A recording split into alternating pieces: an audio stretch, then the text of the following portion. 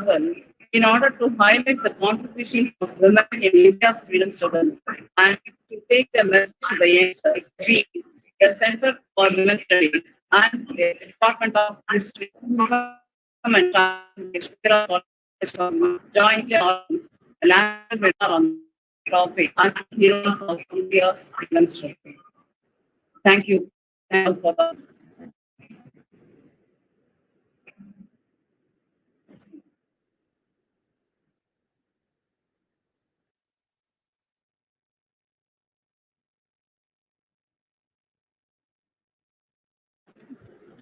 Thank you, ma'am, for introducing the theme. Now let's watch a short video about unsung heroines of India's freedom struggle. Here comes the video.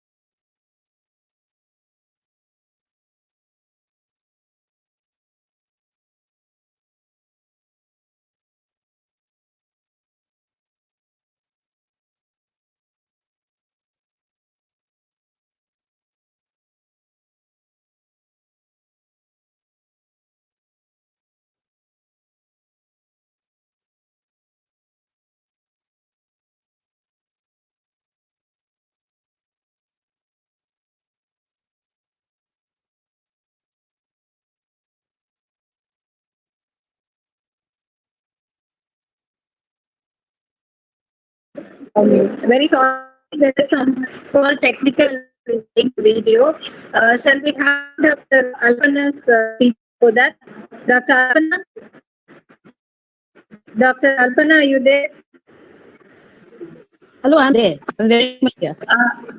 Ma'am, we just like to play a short video with the Heroines Vande Mataram song as a background, but we have some technical. So I think we'll move on to Dr. Alpana's lecture. Once again, Dr. Alpana, will you have a form introduction? Okay. I would love to welcome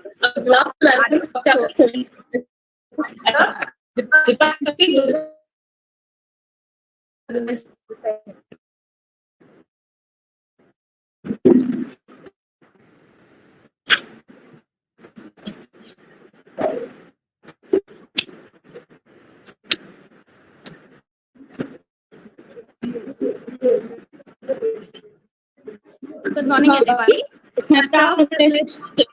introduce the Alma Burton, a resource person. Dr. is presently a professor in the Department of Studies, Gauhati University. She started her academic career way back in 1994 as a political science, Gurgaon College. Later, she joined the Department of Political Science, Dibrugarh University, from 1996.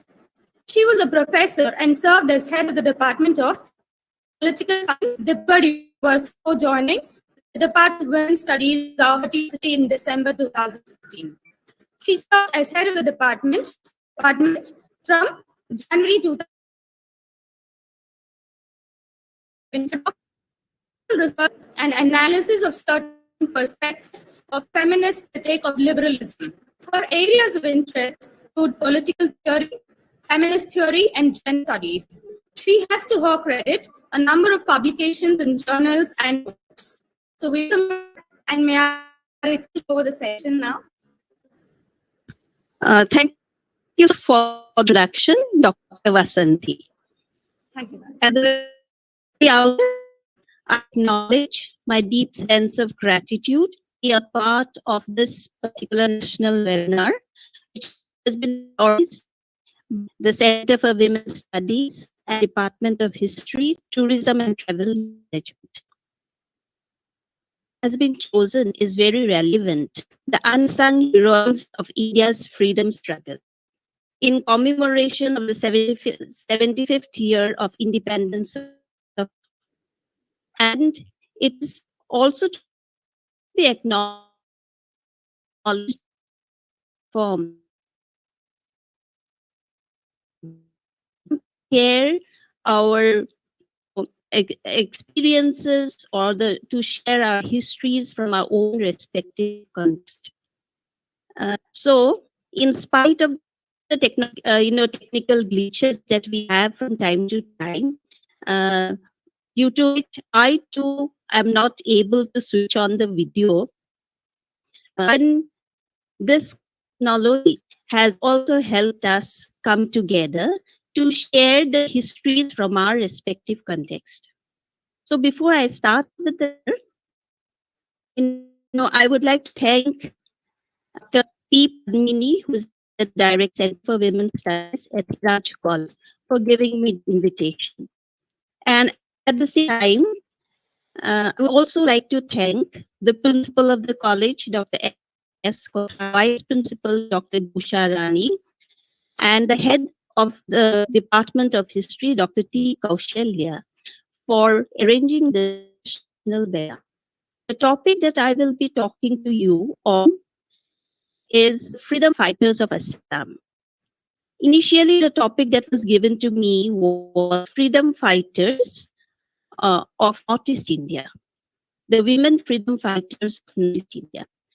But Northeast India is a huge region with 8 different states, and it's not so easy to bring them all into one particular the contexts are different, the histories are different, and the experiences of women, the contributions of women are different. So it is not easy to handle so much diversity while trying to all of them together one particular in presentation. So what I have done is I'll be speaking on 2 specific women freedom fighters from the state of Assam. So when we refer to history, very frequently it remains his story and her story remains. This kind of invisibility of women and their experiences must be done away with. And history all throughout has remained to a large extent, androcentric, centered around men's contribution. So women's contribution needs to be recognized, and platforms like this is an opportunity to bring together the contributions of women from different contexts in and the 2 words that are being used, one is women's history and the other is gender history. And when we refer to women's history, we try to include the contributions of women at different stage of history. And when we refer to gender history, I think it is more inclusive a term because gender here refers to the idea of gender or the idea of being man and women. And moreover, you cannot just merely study women's history or men's history alone. Men, women, and all the other genders have been a part of this historical process, all contributed to the making of history. And gender history, therefore, is more appealing and it to make our history more inclusive and more realistic and more closer to the truth. You know, in this particular presentation, I will be speaking from my location, that is the state of Assam in Northeast India.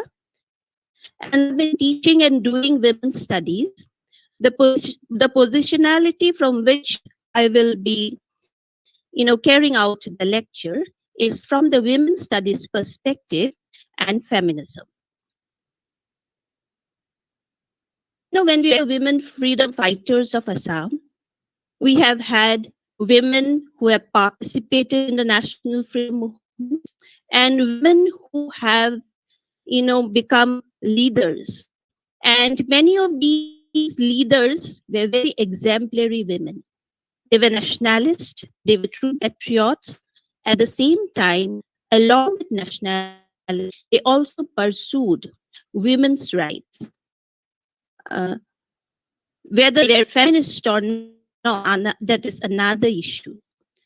But then definitely many of them had, aspirations for gender equity. While carrying out this particular, lecture, what I will be doing is I will take up women leaders of Assam. The first is Chandraprabha Hoikyan, and the other is Wa. And I will be using their, you know, I will be dealing with their biographies, that is their childhood, their education, the influence they had in the career, and their political ideas. And primarily, my focus will be on their political career and political activities. When in any kind of discussion on, uh, nationalist movement, it has to be acknowledged the role of M.K. Gandhi is indispensable. And we all know that he returned to India in 1915 as the hero of the South African struggle, successfully carried out the Satyagraha experiment. With the end of the World War I and the renewed demands for rule, the British government passed the Rowlatt Act at the beginning of 1990, prohibiting public protest and suspending civil liberties. Gandhi, during this time, started to develop a program for women. On 6th of April, a general strike was observed through India, and he addressed a meeting of ladies of all classes and communities to join the Sikh movement to fight the involvement of men. Gandhi called off the, but then non-cooperation movement became violent, and then Gandhi suddenly called off the campaign. But it was clear that women had joined the fight against the British. Gandhi urged women to take the Swadeshi vow, to give foreign goods, spin the charkha every day. And this particular Swadeshi was accepted by the Congress at a special session on 20th of August 1920. This Swadeshi had a had appeal amongst the Indians and women because they thought that it will help them to become self-reliant and economically independent. And this also helped, Swadeshi also helped, to increase the women in the national freedom movement. Along with Swadeshi, the other idea that appealed to the masses was Sarvodaya, that is, welfare and equality for all. And this welfare equality also included women. So this too also had an appeal amongst the women. Moreover, in those patriarchal times, Gandhi became a very popular leader amongst the women because he respected women's personal dignity without belittling their role as mother and wives. He also expressed a lot of faith in their courage, and he said that women are not abalas but balas. He also appealed to the sacrifice of women. So, in this way, non-cooperation movement and violence satyagraha, and through the constructive programs that were initiated, uh, the participation of women in politics, in social life, in the public space was in a way initiated. And this particular participation of women during this nationalist freedom movement was but an extension of the traditional role. Now, Gandhi had a very popular appeal also in the state of Assam amongst the nationalist leaders. Let me tell you that, the Indian Congress established the first branch of the Congress at Guwahati in 1921. Prior to that, there were many local organizations such as the Assam Association and the Jorhat Sarvanik Sabha. And it was these organizations with a national outlook who carried out the national movement in the state of Assam. So it was only in 1921 the Congress has established its branch in Guwahati. The participation of the movement initially was massive in scale and it was elitist in character.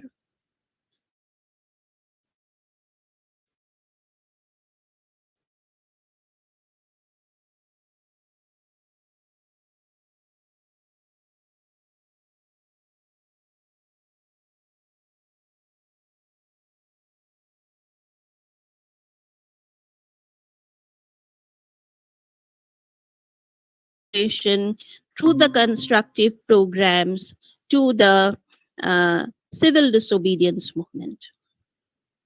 And whenever, most of the nationalist leaders were in jail, be it in the non-cooperation movement or during the Quit India movement, women folk of Assam in large numbers came out from the private space to join the public space and the national freedom movement.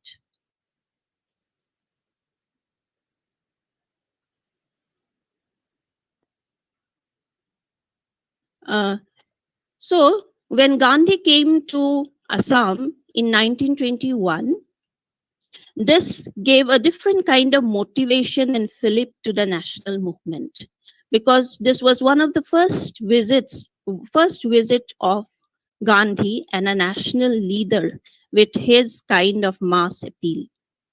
And therefore, the national movement produced several leaders, both men and women, who spread the message of Gandhi and revolutionized the minds of the young girls and boys in the state of Assam.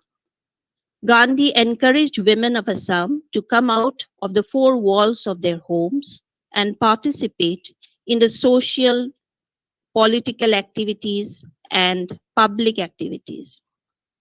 The promotion of indigenous goods, those were times of, Swadeshi, boycott of foreign goods, women's education, boycott of foreign goods had a different appeal. In the words of K.N. Dutt, in his work, Landmarks of the Freedom Struggle in Assam, on women's, he makes a special mention about the patriotism of the women in the state of Assam. And he writes, Gandhiji's message of the charkha or the spinning wheel came home to the women of Assam even more readily because Assamese women are born weavers. We have this tradition of weaving here. In inculcating Swadeshi, women of Assam played an important role. Though in the early phase of the movement, women were content with the task of weaving shelter. They used to provide shelter to the nationalist, leaders, propaganda, and the collection of funds. But from 1940, there was a marked participation of women in direct armed action. Thus, the 1942 revolution found women in a state of preparedness to march with men to places where bullets awaited them. Now, the first women leader that I take up here in this presentation is Chandraprabha Hoikyani. And she was born in 1901 and she died in post-independent India in 1972.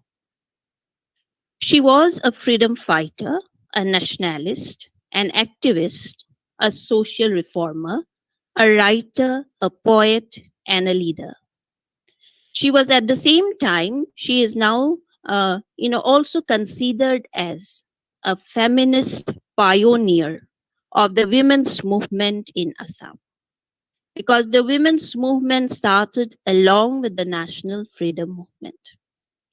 And in recognition to her contribution, right, she was also given the Padma Shri in 1972.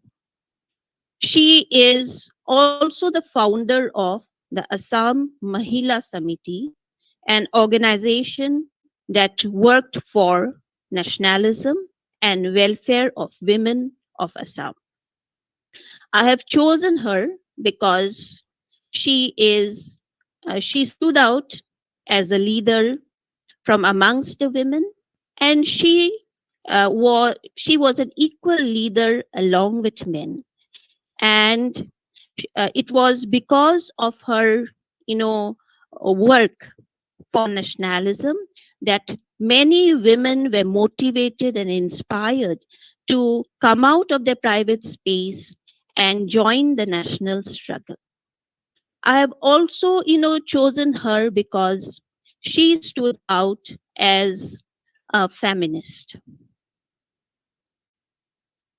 Coming to her childhood, she was born as Chandrapriya Majumdar, right?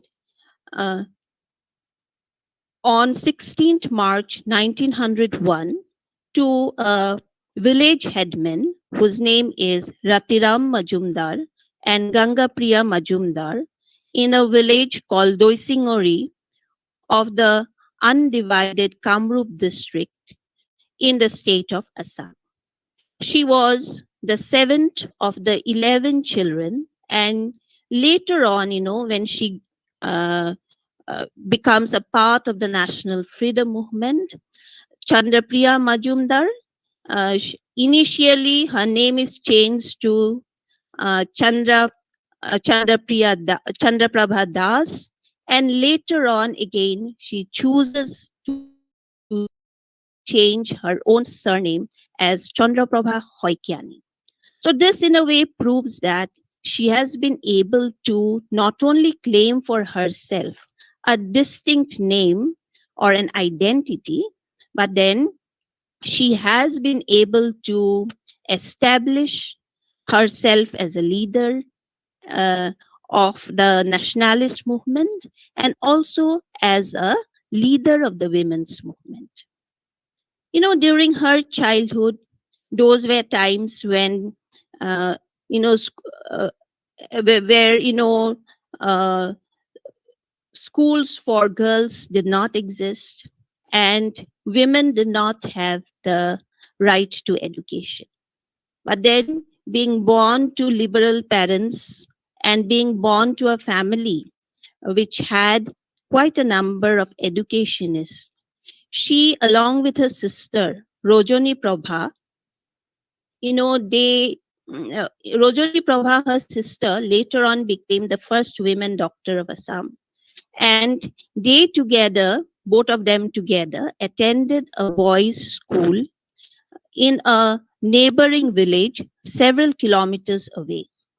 And very frequently during the monsoons, they had to wade through waist deep mud to attend the school.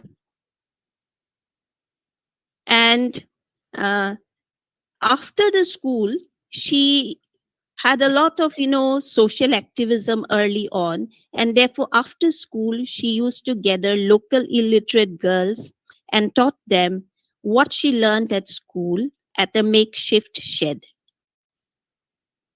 So their endeavor and their commitment for education, not only her own education but the education of fellow girls in her own village, right, impressed uh, a sub inspector of school called Nilakanta Borua. And he was so impressed that he awarded a scholarship to Chandraprabha Hoikyani and her sister Rojani Prabha. And with that scholarship, they were able to pursue their high school education in the Nagaon Mission School. In the meantime, the Baptist missionaries have established schools for girls, and Nagaon Mission School was one of the first such schools. And at Nagaon Mission School, also, she protested against the school authorities who did not allow a girl to stay in the hostel. It was a residential school, and one of her friends was not allowed to stay in the hostel, right? Because she protested, because she rejected their proposal to convert to Christianity. But then, because of the protest that was carried out by Chandraprabha, the school authorities admitted the girl and inducted the girl into the hostel.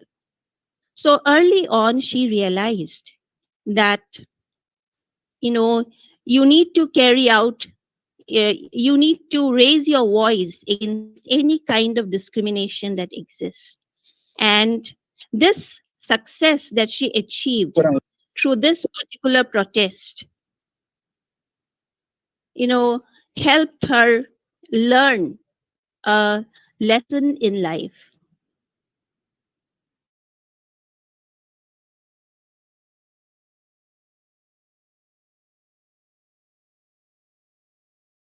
Also respected her own freedom. So she refused to honor her parents' commitment to marry her off to an elderly person, because those were times when child marriage existed. And then later on, in the course of the national movement, when she met Dondinath Kolita, an Assamese writer, she got, she started a relationship with him. And the relationship resulted in Soikyani becoming a mother out of marriage, and she remained a spinster for life after Dondinath Kolita married another woman. Because, intercaste marriages were not allowed at that point of time. She was reported to have faced strong opposition from the conservative society in bringing up her son as a single mother. And let me tell you that her son, Otul Soikya, she was able to establish him in his educational career, And he went on also to become a political representative of the people of Assam.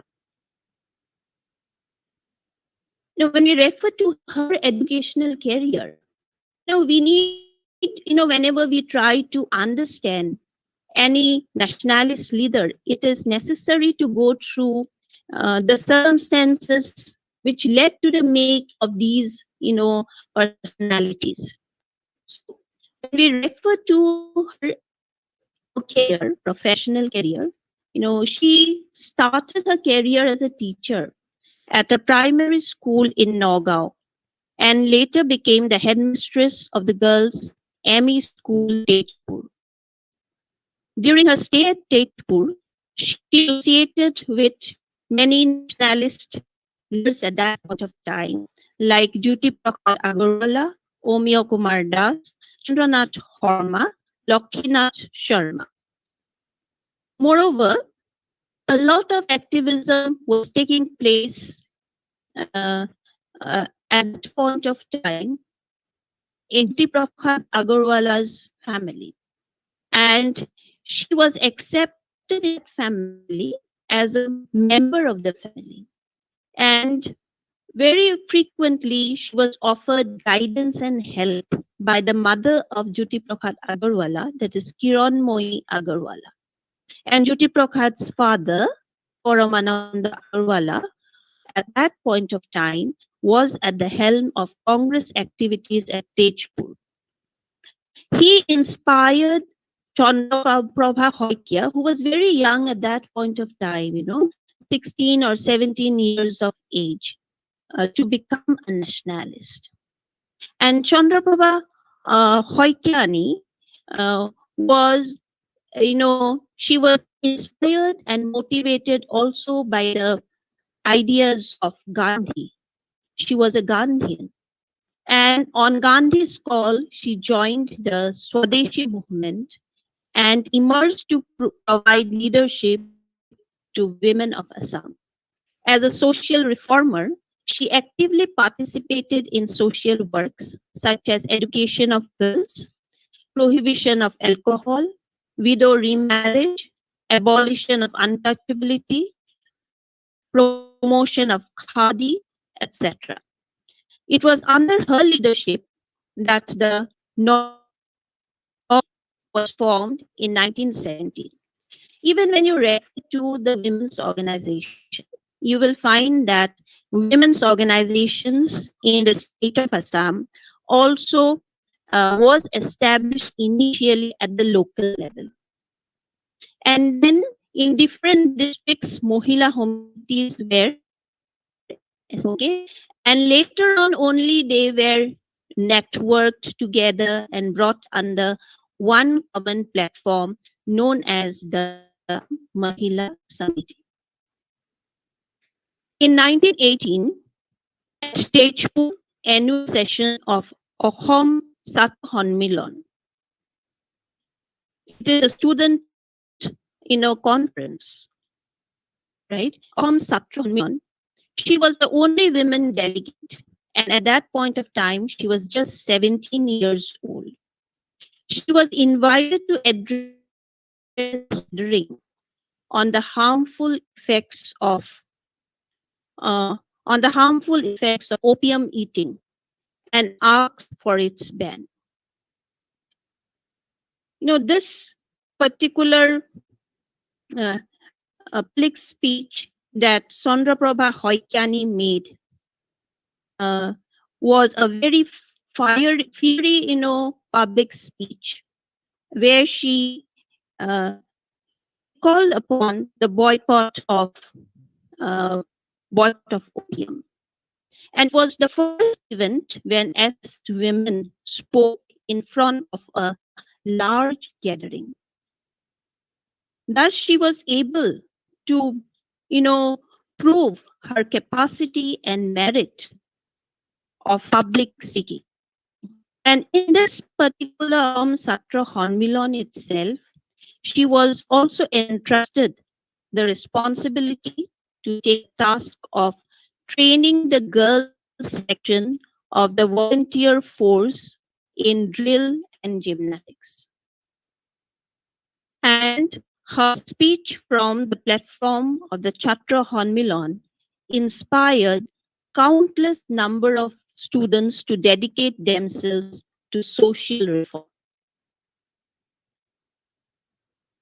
Thus, Chandraprabha Hoikiani was able to move from the private space to the public space and get recognition for her capacity and merit.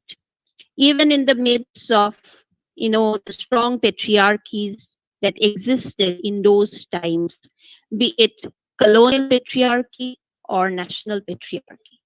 She was able to stand out of her, because of her capacity.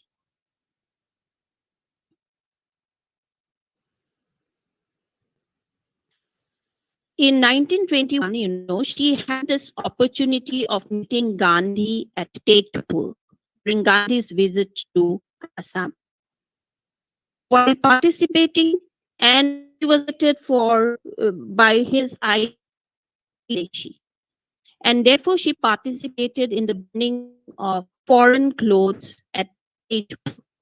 Chandraprabha burnt her own clothes, which had woven with gilded yarn, and took a vow to henceforth always wear khadi. And this she maintained till the last day of her life. She always wore khadi.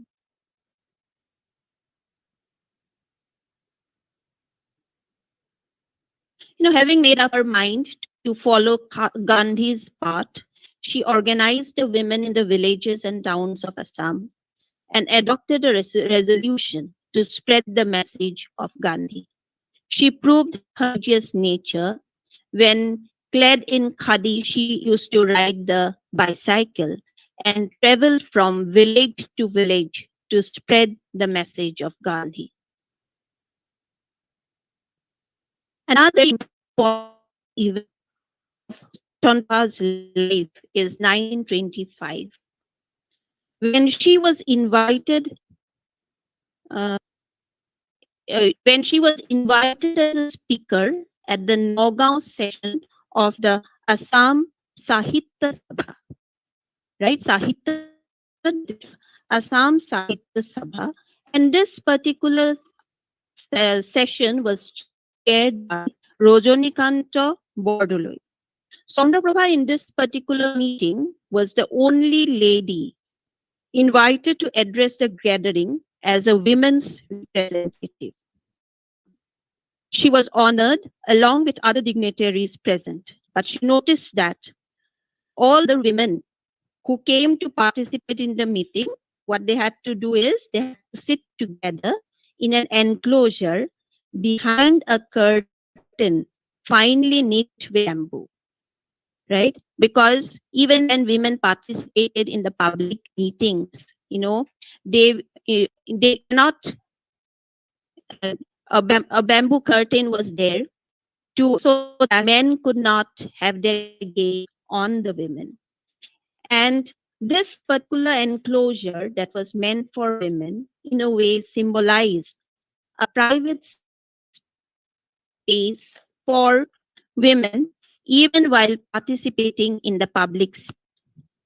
The curtain was meant to be used to prevent men's gaze on women.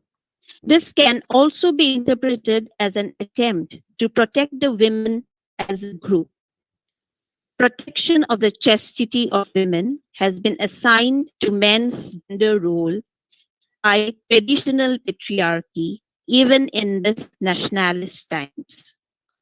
Chandraprabha called this as a great humiliation and insult, besides being an injustice to women.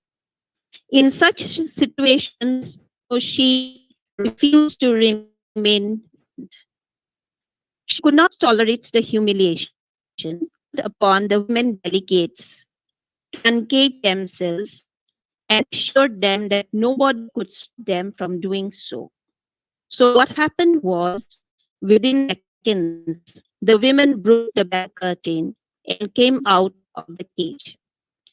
This particular incident represents the collective movement of women from the east to the the daring leadership of one single women leader, and that is Chandraprabha Hoikyani. This incident can also be interpreted as the movement of women together, collectively, from private space within the public space to the public space on equal terms with men. In other words, this was a huge achievement for sisterhood in the state of Assam. This feat could not have been possible to publicly challenge patriarchy. The experience of an organization, made women feel the need for a separate women's organization at the level in Assam to fight against such injustice and discrimination. The next day, on the request of Chandraprabha, women in even larger numbers assembled at the same place. And when these women assembled at the same place, there was resistance that they faced from a section of the agitated and offended men. The women, therefore, left the Sahitya Sabha arrangement and held the Mahila Sabha, the Women's Conference, in the open field near the arrangement built for the Assam Sahitya Sabha section. In the Women's Sabha, chaired by Chandraprabha Hoikyani, it was decided to form an Assam Mahila Samiti, and the responsibility to make the necessary preparations of mobilization and organization was assigned to Chandraprabha Hoikyani. This is how women in Assam collectively react to the public practice of social injustice against women by conservative patriarchal men. So, on the basis of the decision of the Nagaon Sabha, in the 1926 Dhubri annual session of the Assam Sahitya Sabha, a separate meeting of the women was also organized. It was here that, with the initiative, determination, and drive of such individual leaders like Chandraprabha, that the Assam Mahila Samiti was formed in 1926. In other words, this is how individual action can also bolster collective action and help to mobilize and form organizations working for change. The women leaders were able to mobilize. The women leaders were able to mobilize the support of the main leaders of the Assam Sahitya Sabha, and therefore it was possible to form the women's organization within a year. Because at that point of time, they had the larger cause of nationalism, and they did not want to antagonize the men. Moreover, there were men in the leadership who also cooperated with the women and put a priority on women's welfare and women's social equality. The Mahila Samitis that existed in the local level in the urban areas gave up their local status in due course of time and became a branch of the Assam Mahila Samiti. By the fag end of 1930, within a short span of time, the Assam Mahila Samiti has branches and sub-branches in almost every town and village of Assam. This was again possible because of the untiring activism of individual leaders like Chandraprabha and the support that she was able to generate from the leaders of the Chak Sabha and Krikok Sabha. Krikok Sabha is the, peasant Sabha in a colonial and nationalist context.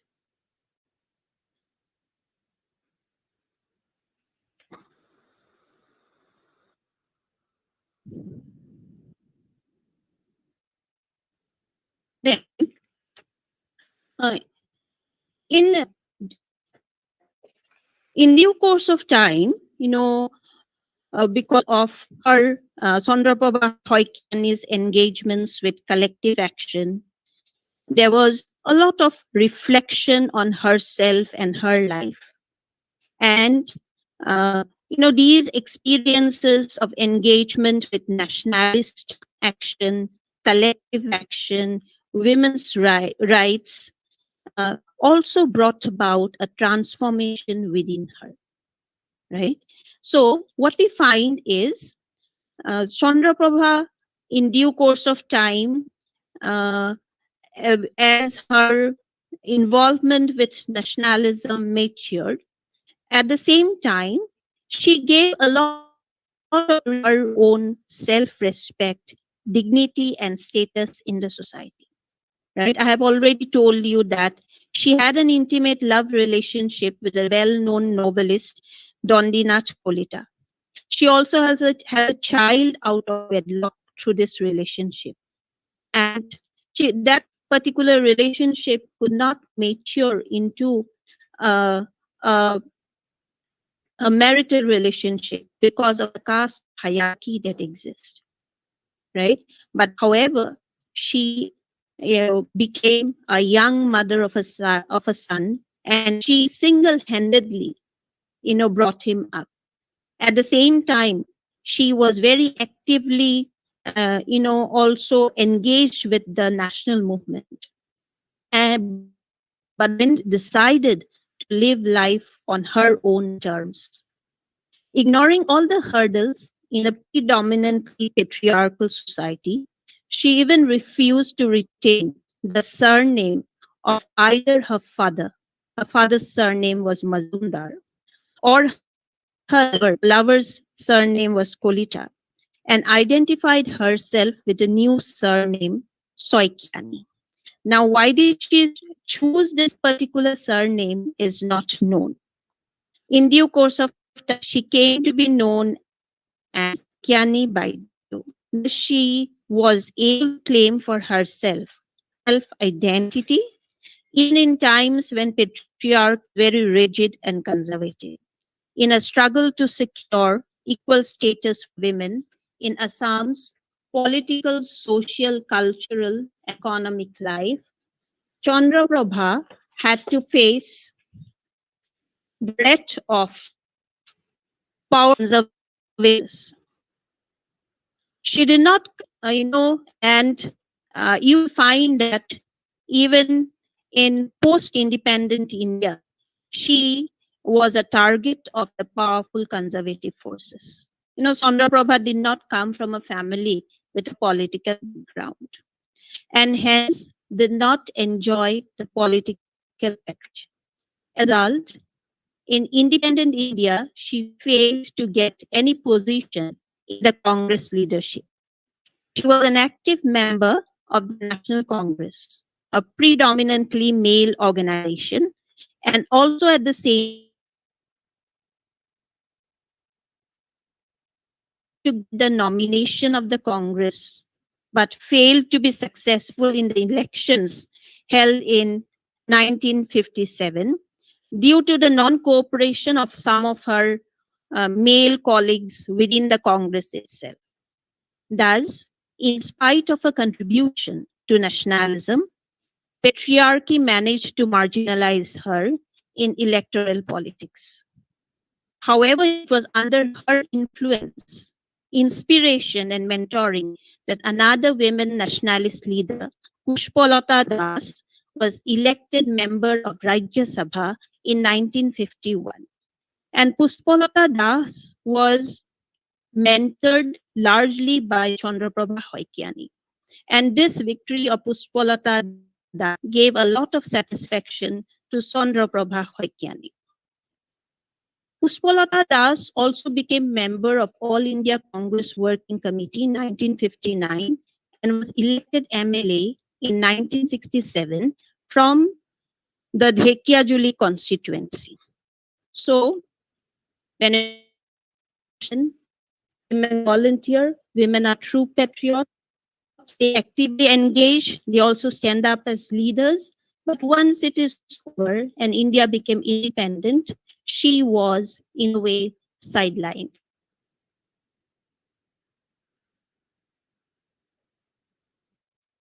There are quite a number of biographies that are written on the life of Chandraprabha Hoikiani, but the most authentic and authentic is the one written by Pushpalata Das, Agnisnata Chandraprabha, published in 1998, because it is Pushpalata Das who knew Chandraprabha Hoikiani very well. The other, freedom fighter of Assam that I would like to bring in here is that of Konaklata Borua. She was born in 1924 and she died in 1942. So she had a very short life of just 17 years. She is also referred to as Sohid, and Sohid in Assamese, in English it means martyr. She is also known as Birbala, and she was born on 22nd December 1924 in the village of Borongabari under Kolongpur Moza of Gohpur subdivision in Sonitpur district of Assam. She was born in an age and a time when women in Assam enjoyed few rights and were denied the opportunity for education, self-expression, and fulfillment. Konaklata Borua descended from an ancient family known as Dola Kakhoria Borua, a title conferred by the Ahom kings to her ancestors. This was the post of Chief Security Officer, whose duty was to escort the king when he traveled in a palanquin. Konaklata Borua's birth and her mission coincided with the golden era of Gandhi's national movement between 1924 and 1942. She learned at an early age that women can never be free from the clutches of patriarchy unless India achieved independence. She lost, if we are to refer to her childhood, she lost her mother at a very young age when she was just 5 years old. And by the time she was a teenager, she lost her father as well. Right? And those were times when families had many children. But she was fortunate to be born and brought up in a joint family setup. However, once she lost her parents, she was assigned with the responsibility of looking after her, and therefore she had to drop out of school. She dropped out when she was in class 3. However, she knew to read and write. But then the grandfather, she went below the parents, and her grandfather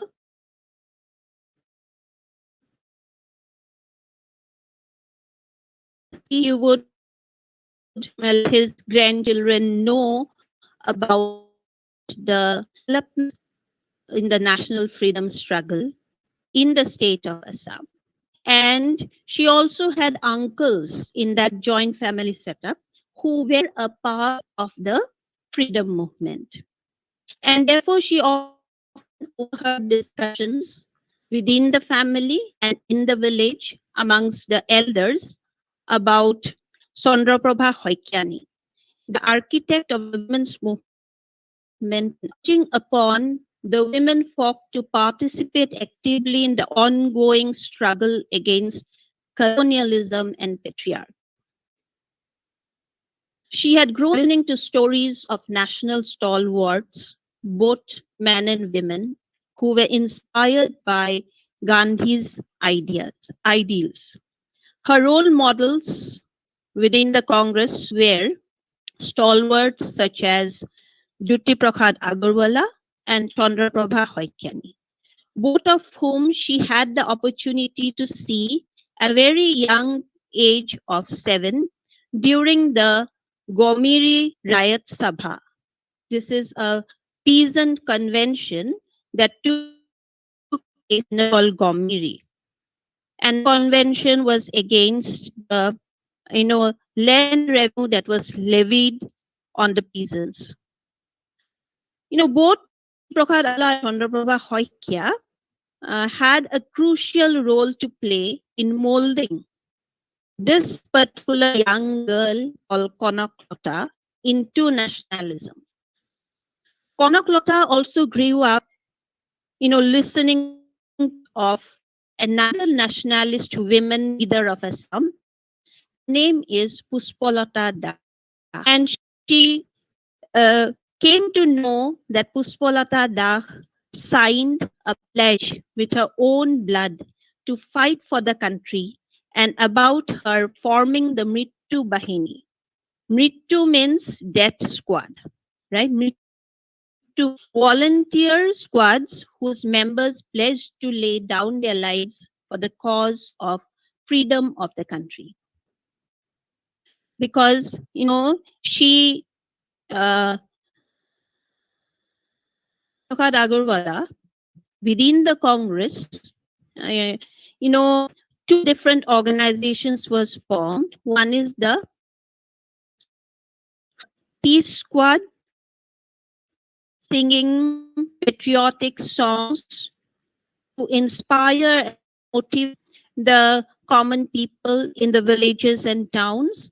And there was the other squad known as the Mrittu Bahini, Death Squad.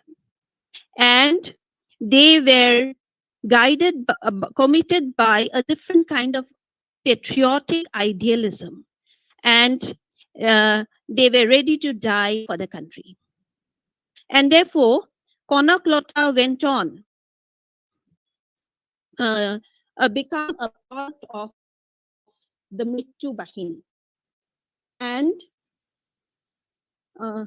during the Quit India movement, when Gandhi gave the call for do or die, there was this decision that the national flag will be hoisted in all the police stations of the state of Assam. Right? That is Konaklota Borua, September 20th, 1942, during the Quit India movement on September 20th, 1942, the day on which the revolutionary camp at Gohpur decided to unfurl the national flag at the local police station. For Konaklota, this was just another day. Like other days, she completed all her domestic chores in the morning, took her meal with her younger brothers and sisters. During the course of the meal, however, she mournfully mentioned to her siblings that she may not be able to return home alive. Because she was, she became a member of the Mrittu Bahini, and that was not known to her family members. Meanwhile, the villagers, young and old, came out of their homes in large numbers to join workers, and the Santi Senas assembled at the Barangabari Sariali crossing. Here preparations were being undertaken by the people of 3 mozas.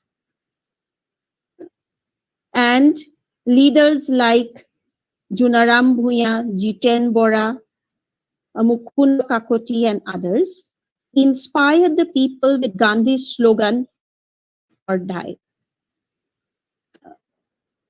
Konaklota joined the picketers at Borongabari Sariali. And, during this Quit India movement, the national movement became a mass uprising, and therefore people participated here in this particular picketing, irrespective of their race and religion, and were like the leaders in procession.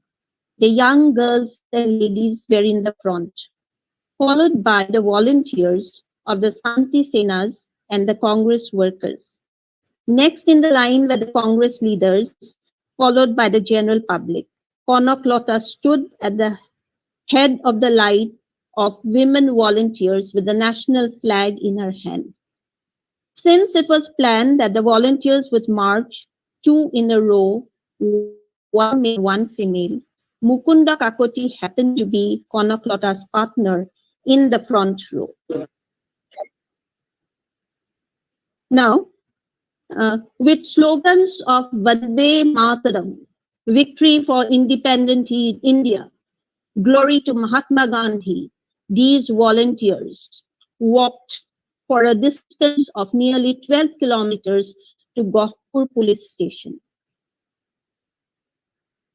Then, as they approached the Gohpur police station, they asked, the leaders asked the female volunteers to move to the back of the line.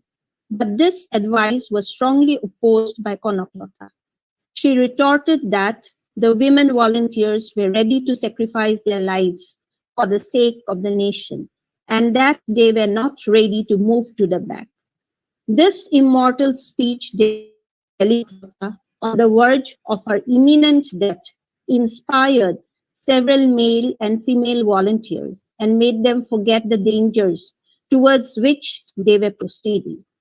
Shouting the slogan of do or die, they proceeded towards the police thana and formed a queue before its western gate. And at the police station, the officer in charge engaged in a lot of, discussion with the protesters. And there was a lot of altercation. And in the midst of that, Konoklota, also requested the police officer in charge. After all, they were also in it, right? They requested them to give up their work of being servants of the alien government and join hands with the nationalist protesters. But then the officer and his police brigade refused to do so. She said that we will now take possession of the thana, and you can do your duty, and I will do mine, right? And her duty was to put the flag in the police thana, right? And take over the police station. A constable named Gopal Sipahi, standing by the side of the officer in charge, opened fire without any prior warning.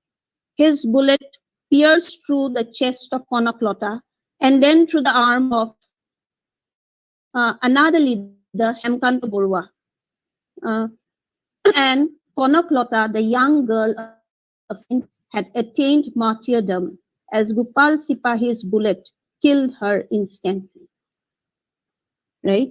And even on this particular day, right, since she was totally committed by, Swadeshi, and she believed that the charkha is very important for Indians to become economically independent and self-reliant. Even on this day of her death, she wore a mekhela sador, right? The Assamese dress, which she has woven, right, with a green border woven by herself. So this is the story of Konoklota Borua, right, who was born in 1924 and who died in 1942.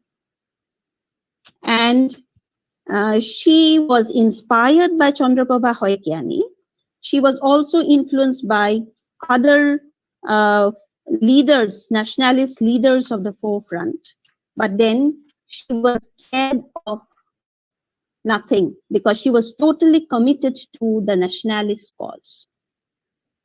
So, in this way, what we learn from the stories of these two women and their contributions, which are not told in such details, we learn that, the complete separation between the public and the private space does not exist and cannot exist, especially in such times of nationalist freedom movement.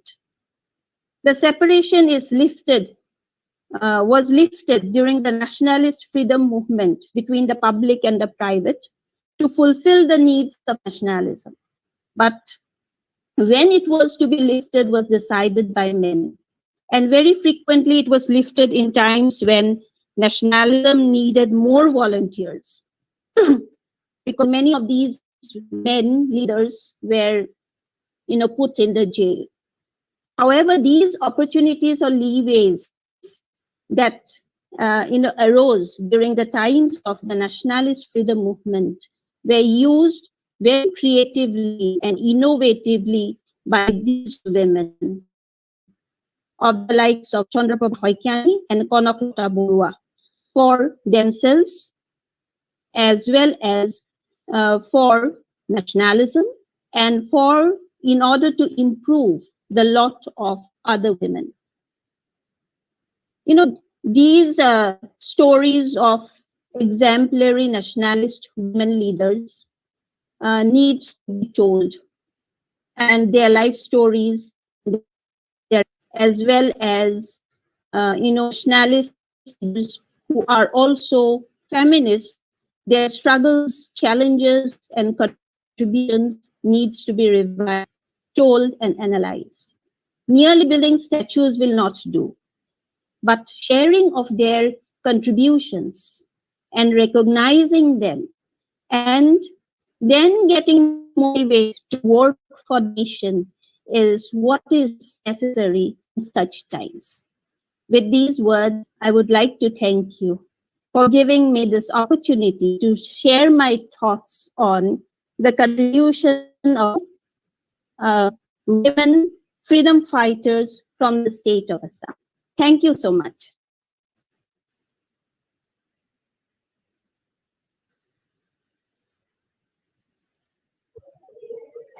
Thank you so much for the session, ma'am. It was really interesting and we got to know a lot about the freedom fighters from Northeast India, which many of us will definitely be unaware of. Now I call upon Ms. Pranati from the English.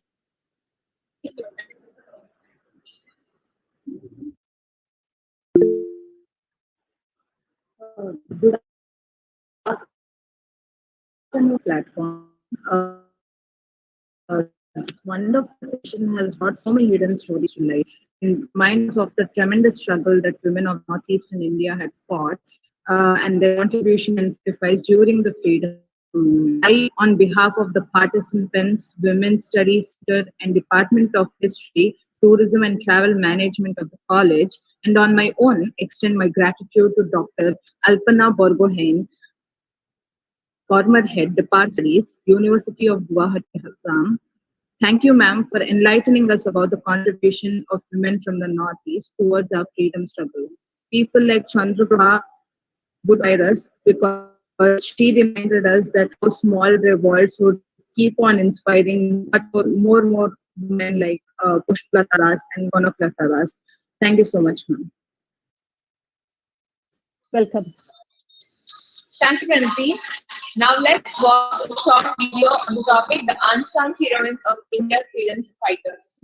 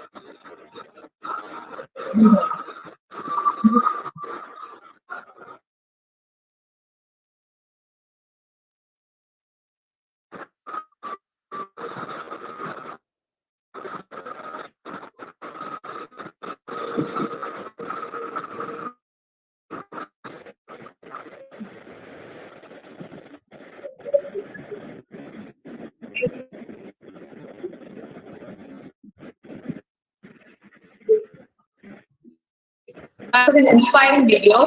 Thanks to Jainira for the video. Now I call upon Dr. Menaka, Assistant Professor in Tourism and Travel Management, to introduce the speaker of the session.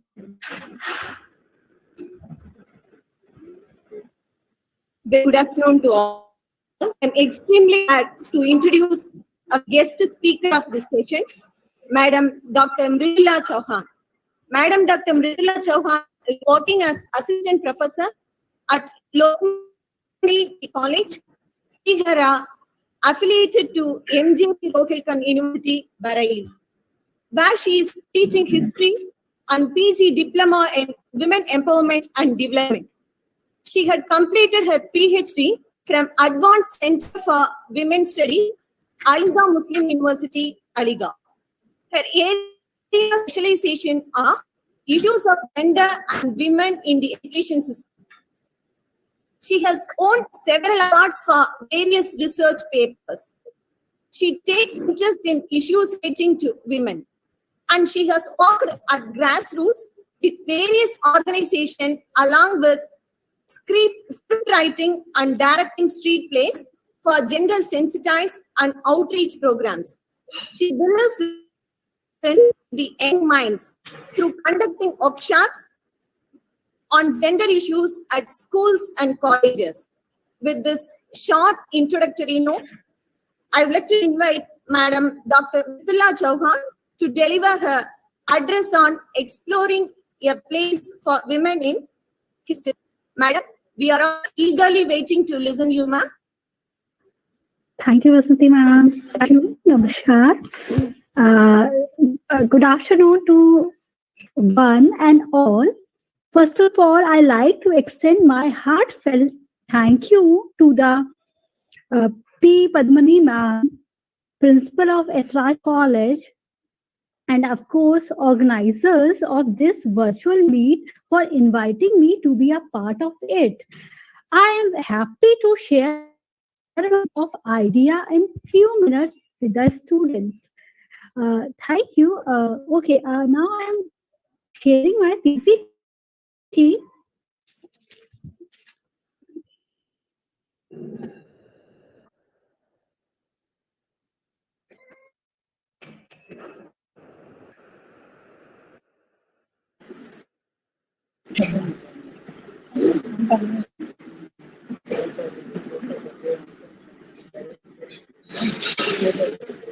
Okay, is it visible? Hello? Yes, we could see. Okay. It's very much. I would like to commence my lecture with the famous quote of famous historian. Introduce my topic. Sorry. I am going to speak on the topic exploring place women in his history. I would like to start my lecture with the famous quote of famous historian Gardner Lerner. I quote, "Women has history, women are in history." Unquote. Women's role in history is not easy to document it. Much has been written about the invisibility of women in mainstream historians' account.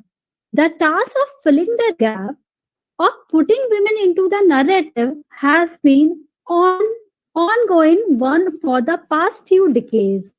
Autobiography, personal diaries, and other writings by women in general have played a major role in the reconstruction.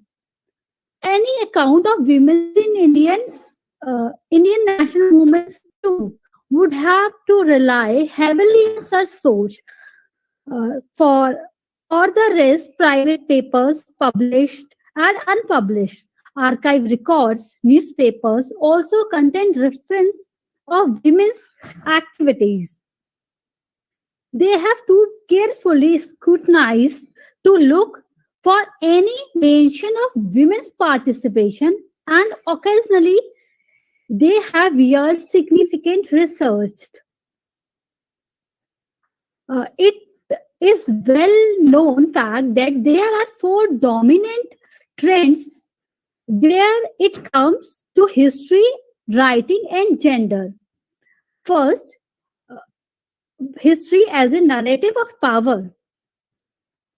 Despite the surfacing a new concern and new will amongst a section of historians, there are many inherent problems in the writing of history that generally inclusive of women. The source of history here, as elsewhere, reflect the concern of those who have wielded power.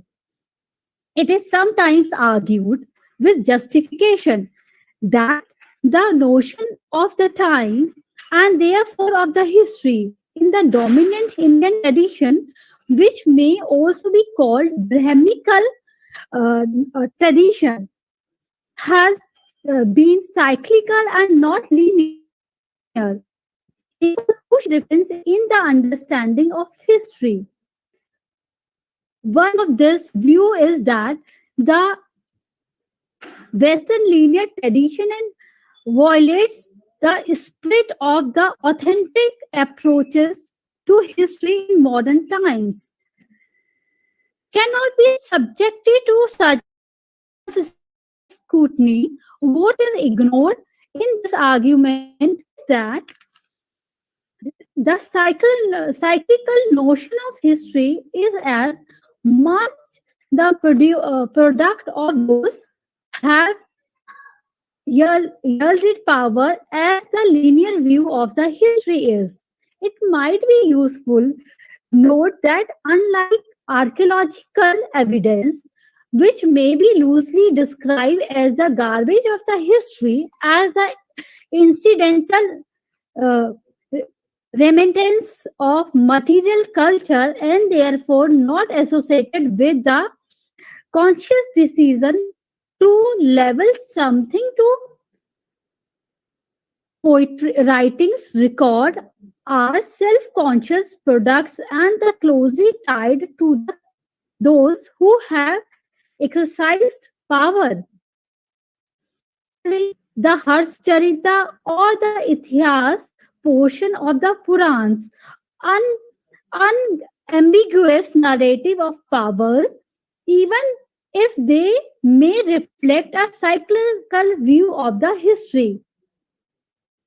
Now I come to the second point, essence of women in demography.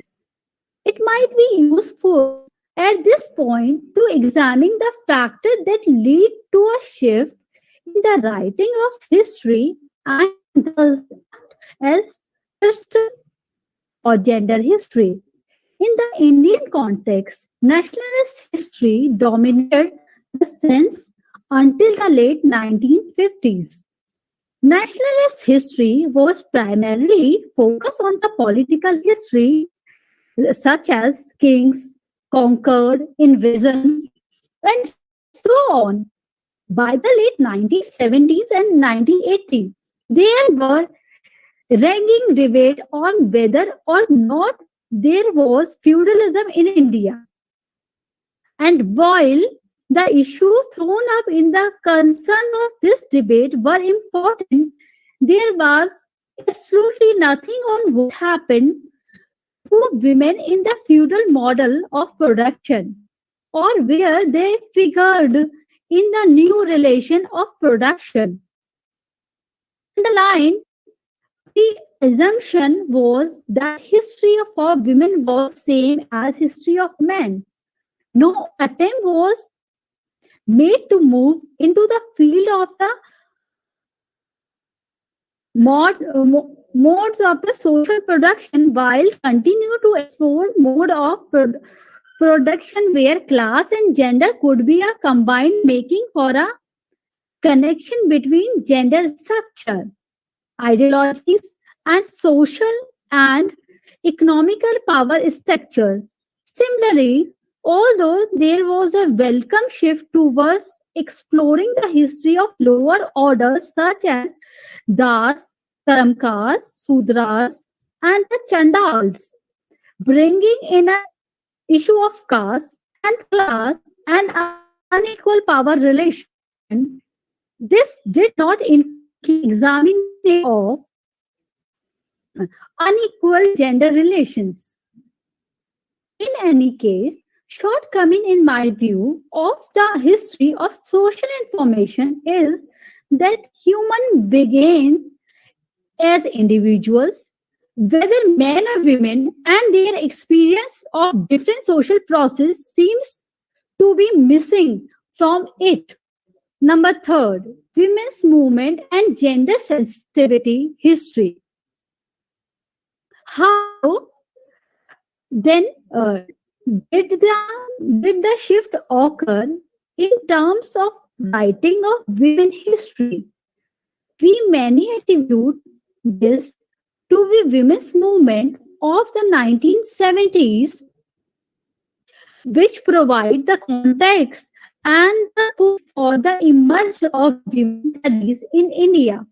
As Tanika Sarkar has recently pointed out, women's history as in India as a sustained and self-conscious tradition developed from 1970s.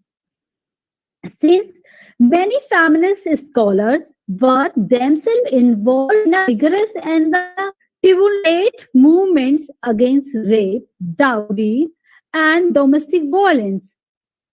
It was here that the contours of the multiple forms of the structure of the patriarchies and the culture practice associated with them began to be outlined through the experience of women on the ground.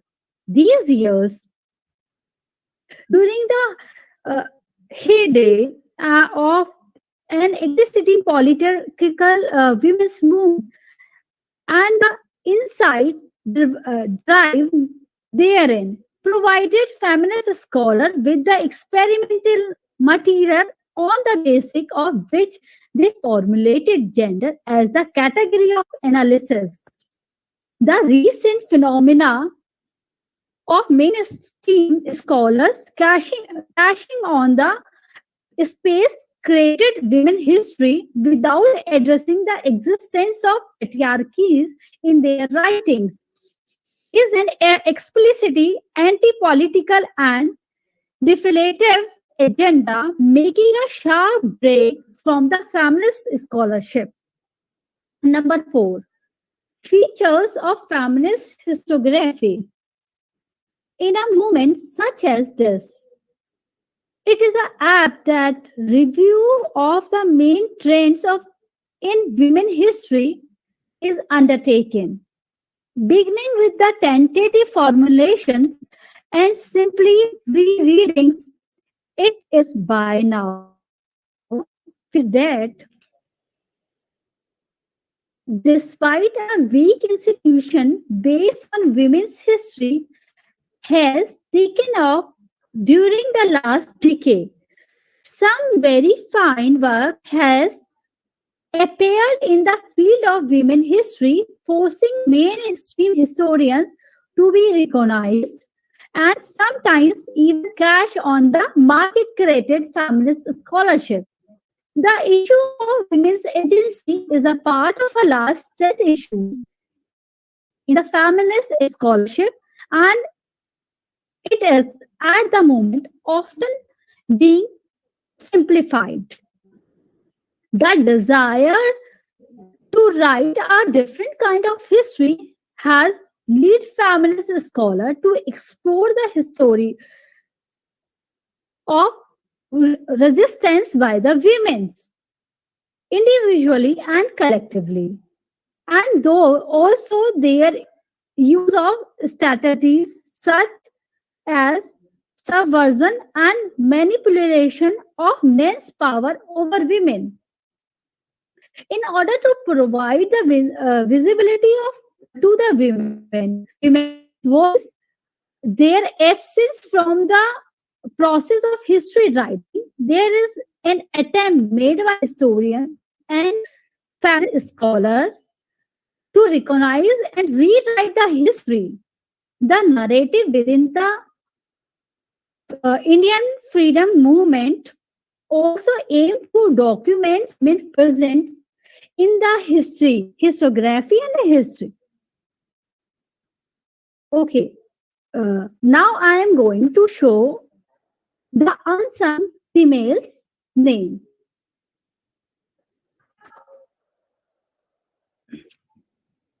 First, Bhimabai Holkar. Bhimabai Holkar, born on 17 September 1795, was the daughter of Yashwant Rai Holkar, the Maharaja of Indore. In 1817, Bhimabai fought bravely against the British Colonel Malcolm and defeated him in guerrilla warfare. At the Battle of Midnapur, she led the brigade of 2,500 sword and the lance in the head into the battle against the British at Midnapur.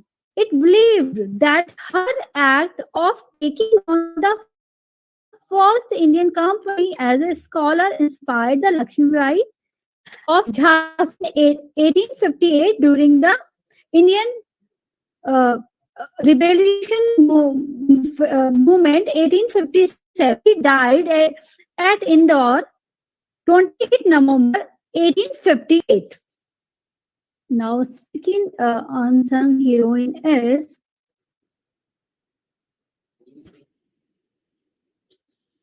Vellu Naya. She definitely was not Indian only warrior queen, but she was the first queen to take on the might of the British in India. The story of Vellu Nachiyar, the 18th century of Shiv Ganga in Tamil Nadu. She written also because she emerged victorious and returned the kingdom of Shiv Ganga to its former glory. History books will never tell us who Ben Nachiyar was or that she was first ever queen from India to have bravely rebelled against the British force. Born in 1730, she was only a child trained in the art of warfare and martial arts. She was fluent in Urdu, English, and French, a rare feat for a woman in those times. When dark clouds loomed over the kingdom after the husband's death, Venu Nachiyar, along with her infant daughter, managed to escape. Venu Nachiyar was determined to get her kingdom and spent his time planning and gathering allies for an attack. During his time, she also built an army of women known the Udayal Nari Sena and trained them in warfare. Next,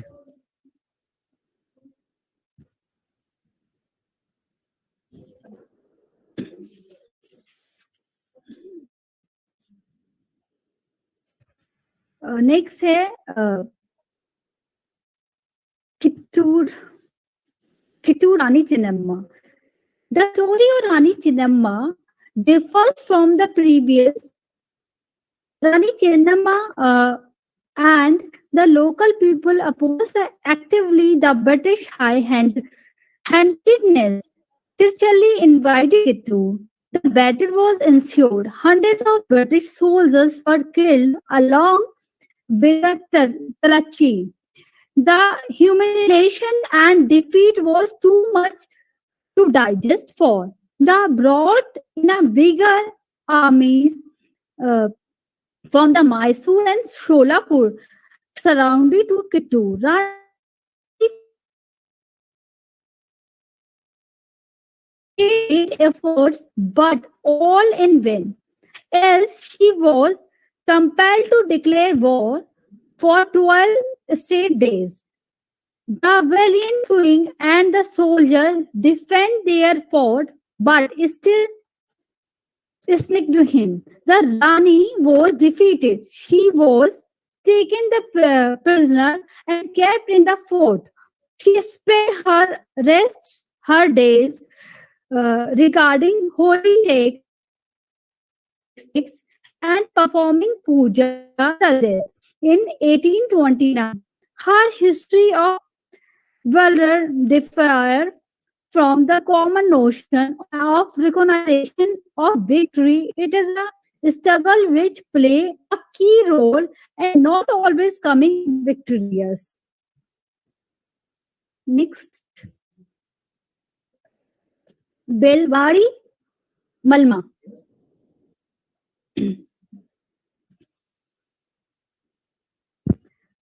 Along this line, the role of Belwari Malma, she was first women have especially trained the women's army. 17th century waged war against the British and also mightily of Maratha led by the Chhatrapati Shivaji Maharaj. she went to fight Shivaji Maharaj, who even the British rules of Mughals and scared of.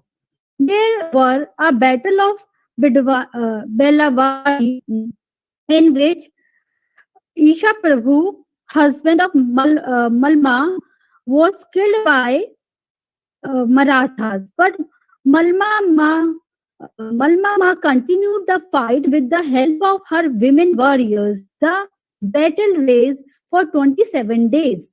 Malma Ma continued the war with the force and the boat to revenge her husband death. It is said that when Malma attacked, she looks like a goddess Jagdamba to Shivaji and began to pray. When she got to know she was be a design of Valbari, she asked her pardon, saying, "I made mistake, Ma. Kind forgive me." She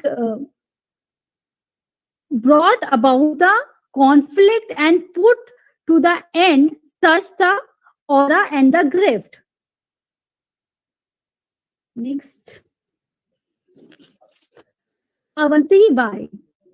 Avanti Bai was a freedom fighter and queen of what now Dindori of Madhya Pradesh, which in the time was called Ramnagar. Avanti Bai was a queen of Vikramaditya Singh Ramgarh estate, which now lies in the Dindori district, Madhya Pradesh. Upon the death of her husband in 1881, Avanti Bai attempted to act regent for her son, Amar Singh, who was minor. The British authority did not accept this, and the court of the wards appointed administrator to over the affair. She threw the administration out and declared war against the British.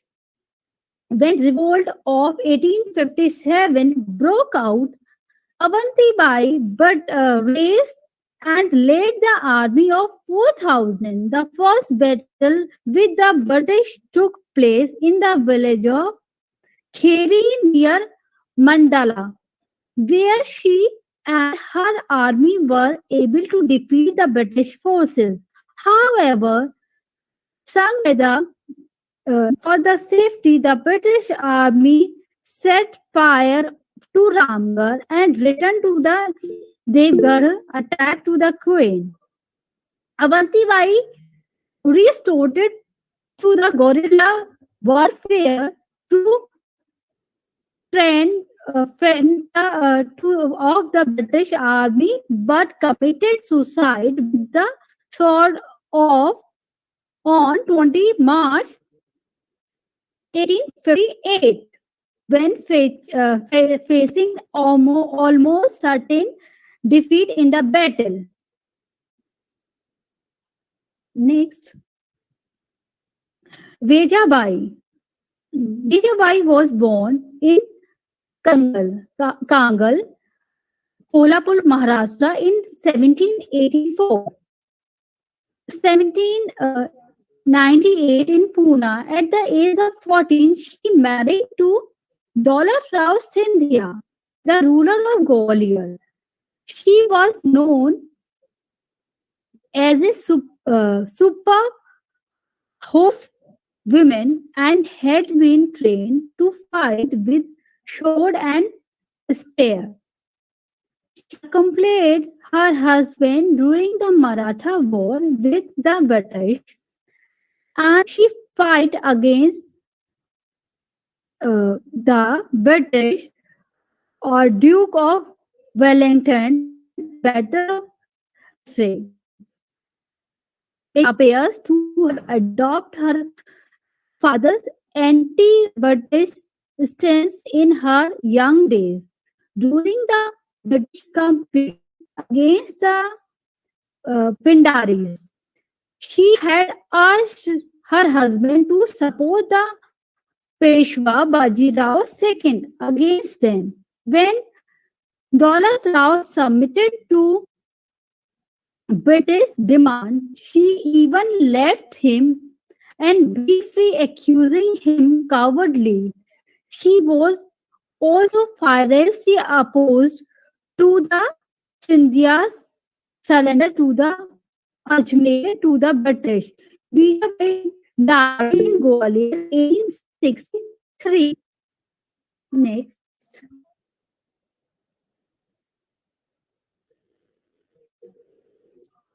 Kanaklaka Baudwa.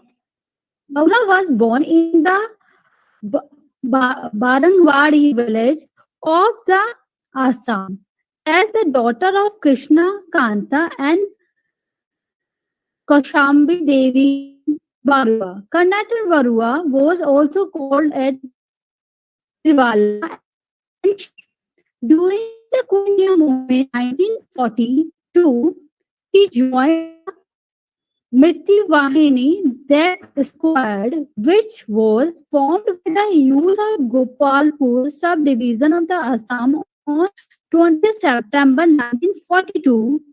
The they decided it would be host the next lap at the local police station. A procession of unmarked village were by the Boru to do so. The police under the Repti Mehan zone, the offer in charge of the police station warned to the procession of dire consequence. They proceed with their plan. Unattended by the police, and the procession continued marching ahead by the police fired upon the procession. Bahura was shot and the flag she was carrying with the her was taken by the Mukund Kaktoki, who too was shot at. Both Barua and the Kakoti were killed in the police action. Barua was only 70 years of age at the time of her martyrdom.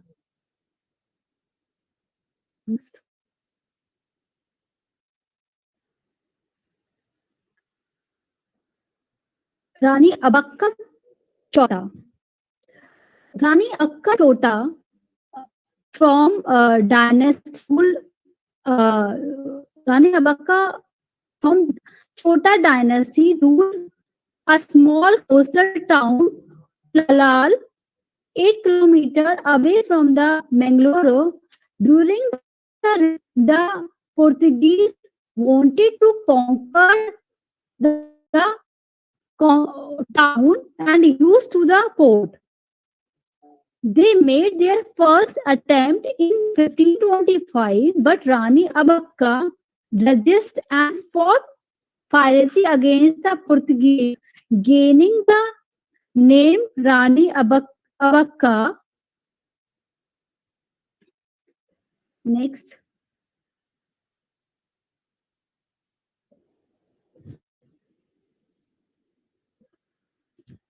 Preetilata Atta Badedar.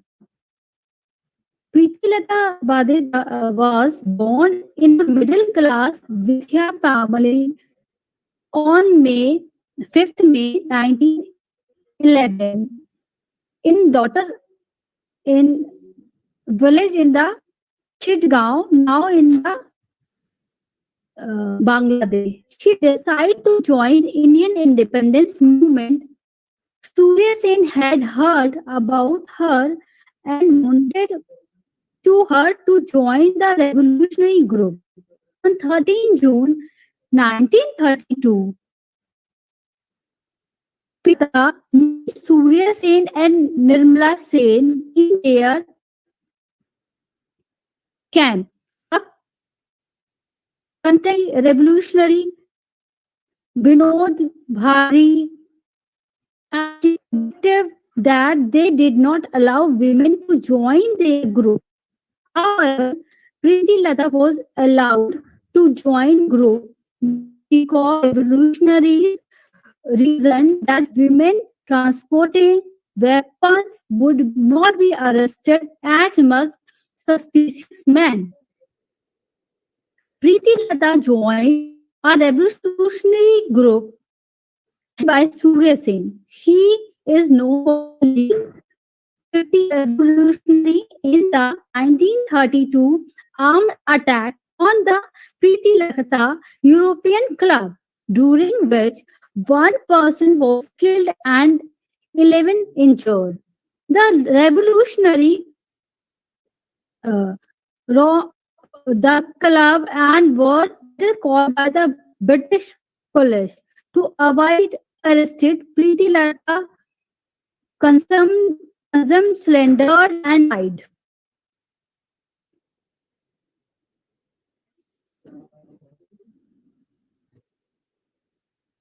Next, Beena Das. Beena was an revolutionary and nationalist from the Bengal. She was the daughter of well-known Brahmo teacher Beni Madhav Das and social worker Sarla Devi. Her elder sister Kalyani Das was also freedom fighter. Beena Das was member of Kshatriya Sangha, a semi-revolutionary organization for women in Kolkata. On 6 February 1932, she attempted to assassinate the Bengal governor, Jackson, in the Vocation Hall of University of Calcutta. The revolver was supplied by the another freedom fighter, Kamla Das Gupta. She fired 5 shots but failed and was sentenced to 9 years rigorous imprisonment. After the early release in 1939, Das joined Congress Party in 1942. She participated in the Quit India movement and was imprisoned again from 1942 to 45, from 1946 to 47. She was member of the Bengal Provincial Legislative Assembly and 1970 to 51 she was West Bengal Legislative Assembly.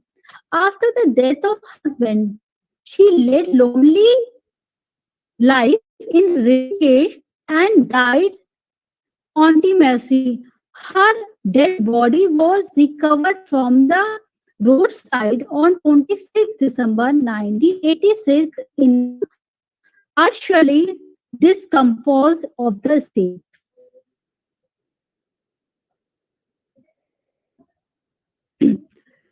Rani Gidalu. Gidalu was born on 26 January 1915 at the Nukuao, present time in Manipur. She was the Naga tribe, well known as Kubi. At the age of 13, she joined her religious movement of her cousins Jadoda Nath. The movement later turned into the political movement see a drive out the British from Manipur and the surrounding Nagas area. Gadi Udwal was arrested in 1932 at the age of 16 and was sentenced to the life imprisonment by the British rulers. Jawaharlal Nehru meet her at Shillong jail 1937 and promised to pressure her release. Nehru gave her the title of Rani, Queen, and she gained local popularity as a Rani Gediwalu. After the interim government of India was set up in 1946, Rani Gadiwal was released on Prime Minister Nehru order from Tarabu jail. Having spent 40 years in the various prisons, she continued to work for the upliftment of her people. An advocate of ancestor Naga religious practice, she registered the conversion of Nagas to Christianity. She was honored as a freedom fighter, was awarded Padma Bhushan by the government of India 1982. Next,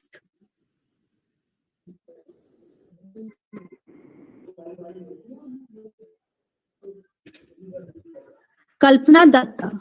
Kalpana Datta, later Kalpana Datta Joshi, was born uh, Chirgaon district in the Bengal provinces, British India, 27 July 1913. After passing her matriculation examination 1929 from the Chirgaon, she went to Calcutta and joined Benton College, graduation college in science. Soon she joined the Chhatri Sabha Women Association, a semi-revolution organization in which Beena Das, Priti Lata Vadivar were active members. The Chitgaon Armory raid was carried out on 18 April 1930. Kalpana joined the Indian Republic Army Chitgaon branch. The armed resistance group led by Surya Sen in 1931.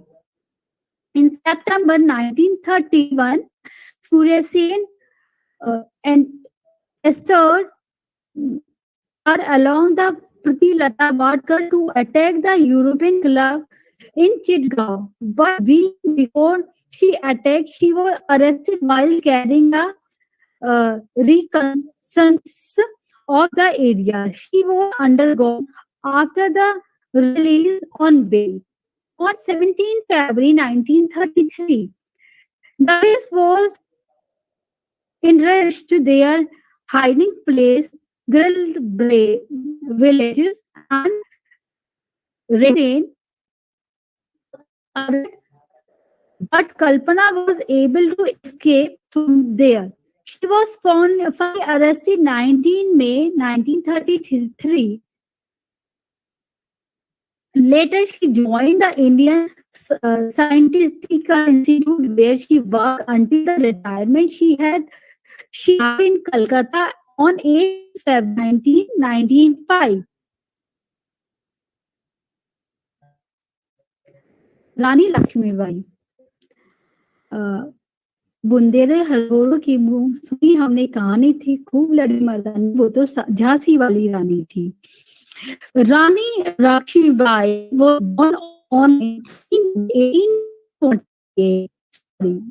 Right, 1828 in the town of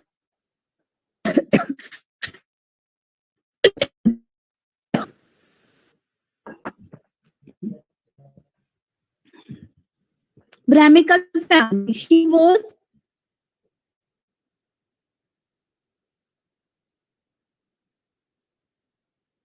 named father was Murupant Tubekar and mother Bhagirti Bai. Her parents came from the Maharashtra. Manikarnika was married to a Maharaja of Jhansi, Ganga, May 1842. She was afterwards called Lakshmibai in honor of the Hindu goddess Lakshmibai, and according to the tradition, she gave the birth to the boy later named Mother Roy in 1851, who died after the 4 months. The Maharaja adopted called Amar Roy, the son Ganga Rao cousins, who was renamed Damodar Roy.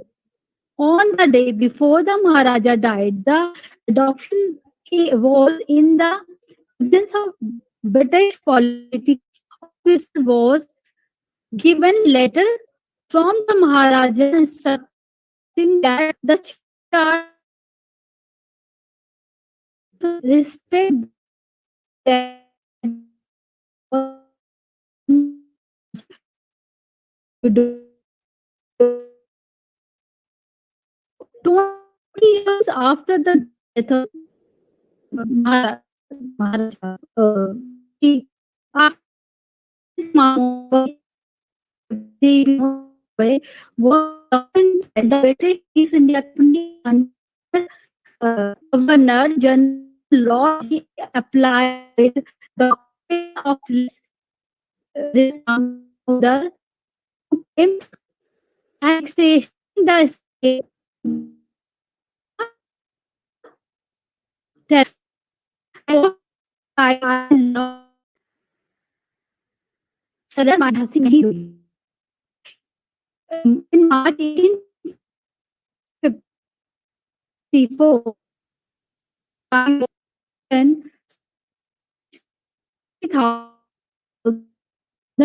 few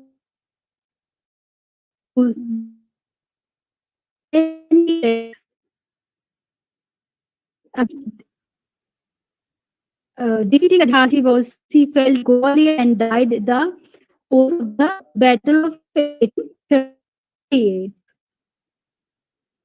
Next, Begum Hazrat Mahal. Begum Hazrat, also called the Begum of Nawab. She was the second wife of Nawab Wazid Ali Khan. Awadh. It is an British annexed Awadh in 1956.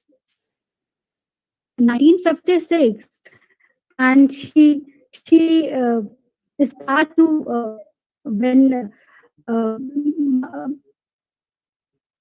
the state house and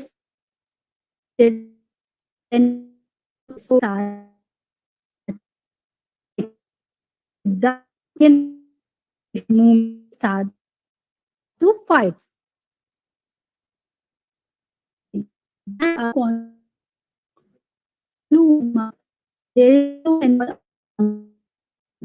Women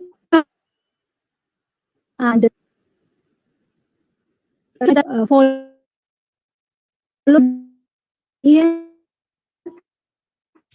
born in the village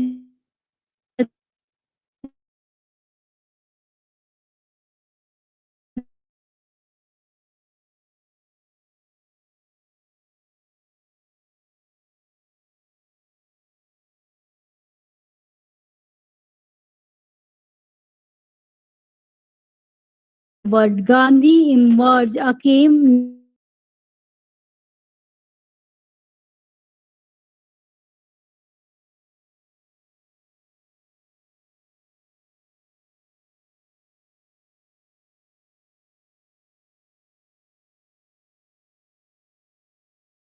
in the protest march against the Simon Commission and shouted first word, "Go back, Simon! Go back, Simon!" And conclude. I am going to conclude my session.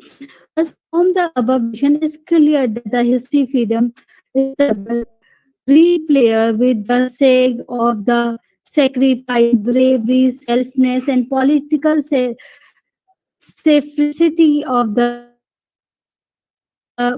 freedom struggle would be incomplete without mentioning the contribution made by these bravery men. Many women assume the gallant job Indian freedom movement, but unfortunately, some of them are lost in the pages of history. Therefore, the need of hour to highlight the contribution made by these brave daughters of the soils in the freedom struggle, their motherhood. Thank you so much.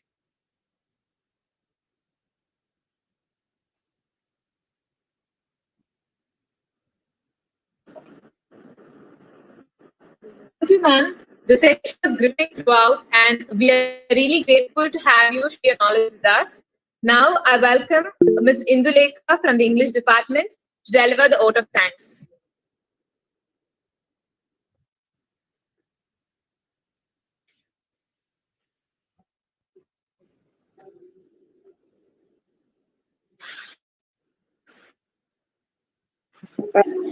Good afternoon to one and all present here on this virtual platform.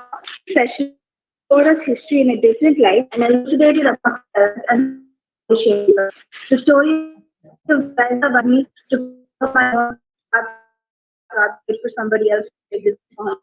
I, on behalf of the party, Women's Studies Center and Development of Institute and Travel Management of College, and on my own, extend my gratitude to the Lokmanya Memory College. Of all the institutions and leaders that we have in our history.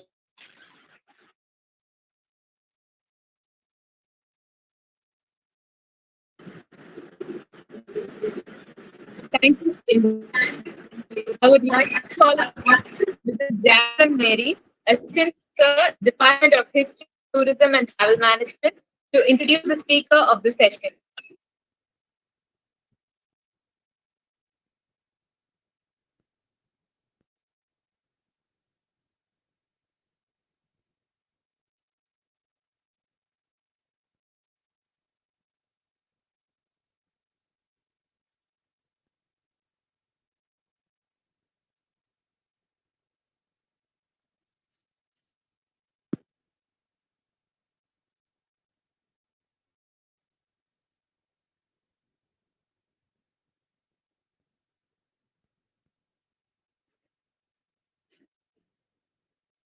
Good morning. I'm glad to introduce Dr. S. Shantinibi, the first speaker of the session. Dr. S. Shantinibi is a professor in CAS, Department of History, Aligarh University, Pradesh.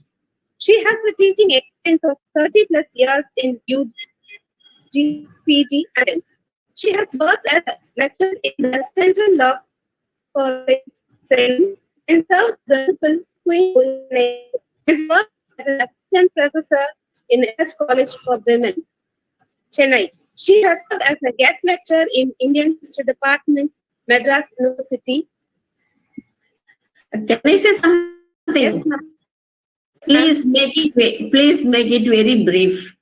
Sure, ma'am. She has served as a guest lecturer in the Indian History Department, Madras University, and later joined the CAS History Department, Aligarh Muslim University. And she secured various fellowships and awards, including Arunmozhi Award for both Kalvetil Devadasi, TYCA Silver Jubilee Commemorative Award given by Tamil Sangam, New Delhi, Student Excellency Award from TVS Limited for MPhil. Till date, Madam has been a resource person in more than 100 conferences and webinars. She has published 9 books and 60 articles in various journals and has been an active member in several research bodies and other organizations across the country. We are proud to have you with us, ma'am, here. I request you to take over the session, ma'am. Thank you. Thank you for the introduction. At the first instance, let me thank all the organizers who are directly and indirectly connected to bring such an occasion at the forefront. I must appreciate the students present here who are from the morning, they are keep on listening. I have been popping in and going out with my class schedule. Yes, this is a special character of the students. Dear students, if you ask us that to sit in one place and keep listening all the day, unless and until we are much interested in the subject, let me very plainly tell you, no, it's not possible for us. It is a capacity that you have. And I have seen, but I do not know after listening to such long lectures at 1 o'clock, how I can make you vibrant during my lecture. Of course, let me try my best. I would like to hear something from you people, the students, teachers, especially not the teachers. Would you like me to speak in Tamil or English or bilingual? At least one voice. Ma'am, it's better to be in Tamil. Okay. This is Anjanathan. I think bilingual. Someone is asking bilingual. I think let me put it. Okay, there are many for bilingual. Understood. I have got it. I have got your comments. That's right. Total Tamil may not interest the people who are out of the borders of Tamil Nadu. There are some I can see over here when they just put their names over here and their comments. I could see many of them are outside of Tamil Nadu and வஞ்சினாதன் அதனால தமிழ் முழுக்க இல்லாமல் நம்ம ரெண்டு English and Tamil சேர்த்து எடுத்துட்டு போயிடலாம் நினைக்கிறேன். கொஞ்சம் பொறுத்துக்கோங்க. Yes coming. Yes, ma'am. I'm so happy, ma'am. I'm able to English also because I need to like to hear in Tamil. It would be better. It would be in bilingual. They are so much happy. It would be useful for many of the people in the webinar. Okay, fine. Now I think I can take up the mic to me. I have been thinking about, because you see one hand is raised. I don't know why. Anything to say, Garima? That's by mistake. Okay, we can go for it later. There is one person raising the hand, Garima. TK. Different personalities from the morning, who, especially the women, who have contributed much to the field of freedom movement. But my approach is, if I can put it, it will be a sort of Marxian approach. In one sense, I will not be speaking about the wealth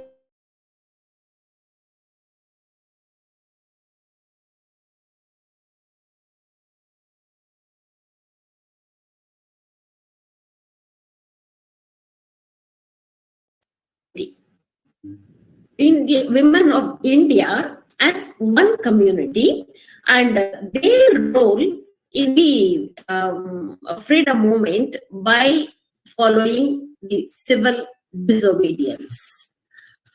What is civil disobedience? You must all be knowing it, because you're all well versed than me, I believe.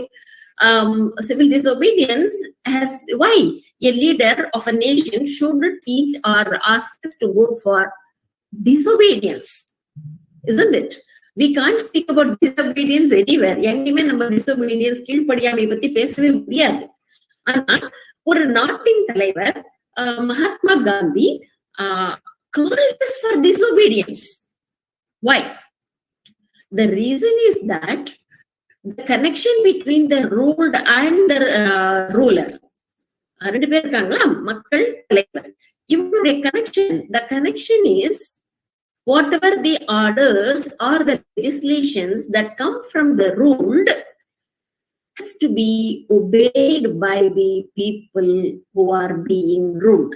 The ruler will dictate and we had to obey.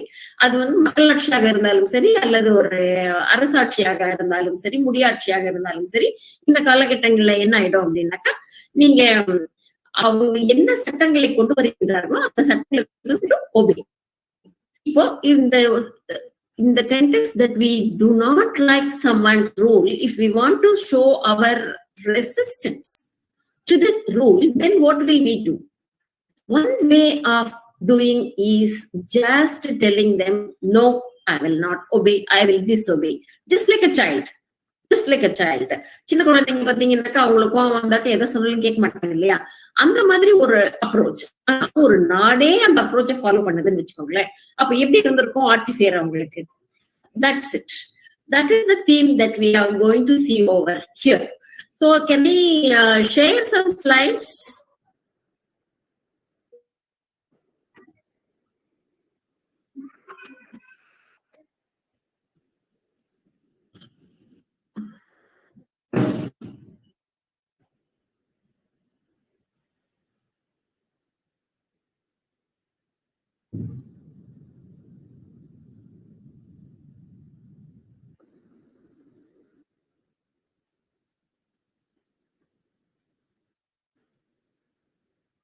Can you see?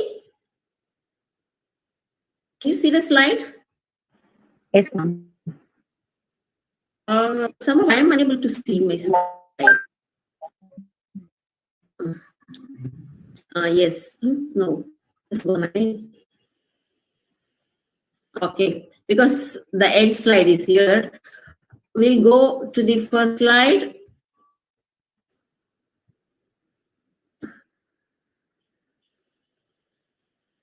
The second one will be like of Gandhi.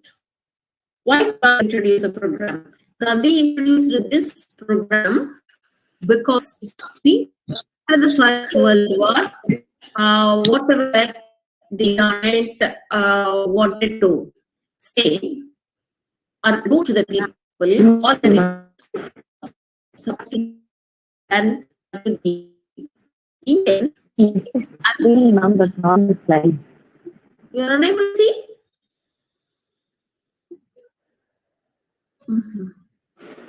Yes, not out. Why it is, I have to find out. I'm closing it. Should I endorse it? Otherwise, let me see. Earlier you were seeing it. No, we're able to see your full screen. I think it's now opening, ma'am. We'll wait and give us a more. Okay. But meantime, I can continue to talk. You'll be. Actually, you see, after the First World War, the British government, the colonial government, did not listen to or did not listen to the promises that they were supposed to give it to us, which they were only promised before the First World War. And that is why there was a sort of upset in the minds of the leaders. When the leaders were upset, then there was a meeting of the Congress. In that sessional meeting, certain programs were devised. What were the programs like? That they wanted to follow certain programs through non-violent way or in ahimsa way till they get Purna Swaraj. That was the thing. So when this was decided, automatically Gandhi gave a big list of the programs that has to be followed. What are they? Like one has to boycott the titles and honors, because the British government had issued titles and honors to people like Sir and other titles, Bahadur. These titles have been given by them. So it was decided that everyone has to return and boycott their titles, elections and legislatures, because already we were talking about it, isn't it? The schools and colleges, the students, it's a happy moment. Now the students will think, if someone is going to give up all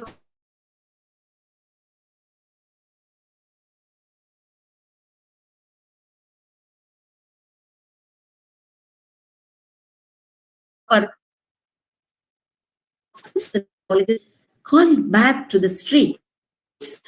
Not only they, the magistrates and those who work in courts and tribunals, either as a magistrate, judge, or a lawyer, all of them were called to participate in the ahimsa or non-violent movement in the leading to the Purna Swaraj.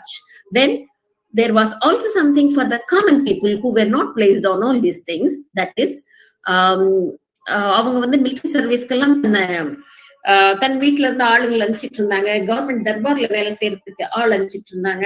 அப்படின்னாக்கா அவங்க எல்லாத்தையும் திரும்ப கூப்பிட்டுக்கிறதுக்கு, இல்ல நாங்கெல்லாம் வேலை செய்ய மாட்டோம் அப்படின்னு திரும்ப கூப்பிட்டுக்கிறது. அதே மாதிரி அபிஷியலா யார் யார் இருந்தாலும் செமி அபிஷியல் ஃபங்க்ஷன்ஸ், கவர்மெண்ட் ஒரு ஃபங்க்ஷன் நடத்துதுன்னா கூட அங்க யாரும் போகக்கூடாது.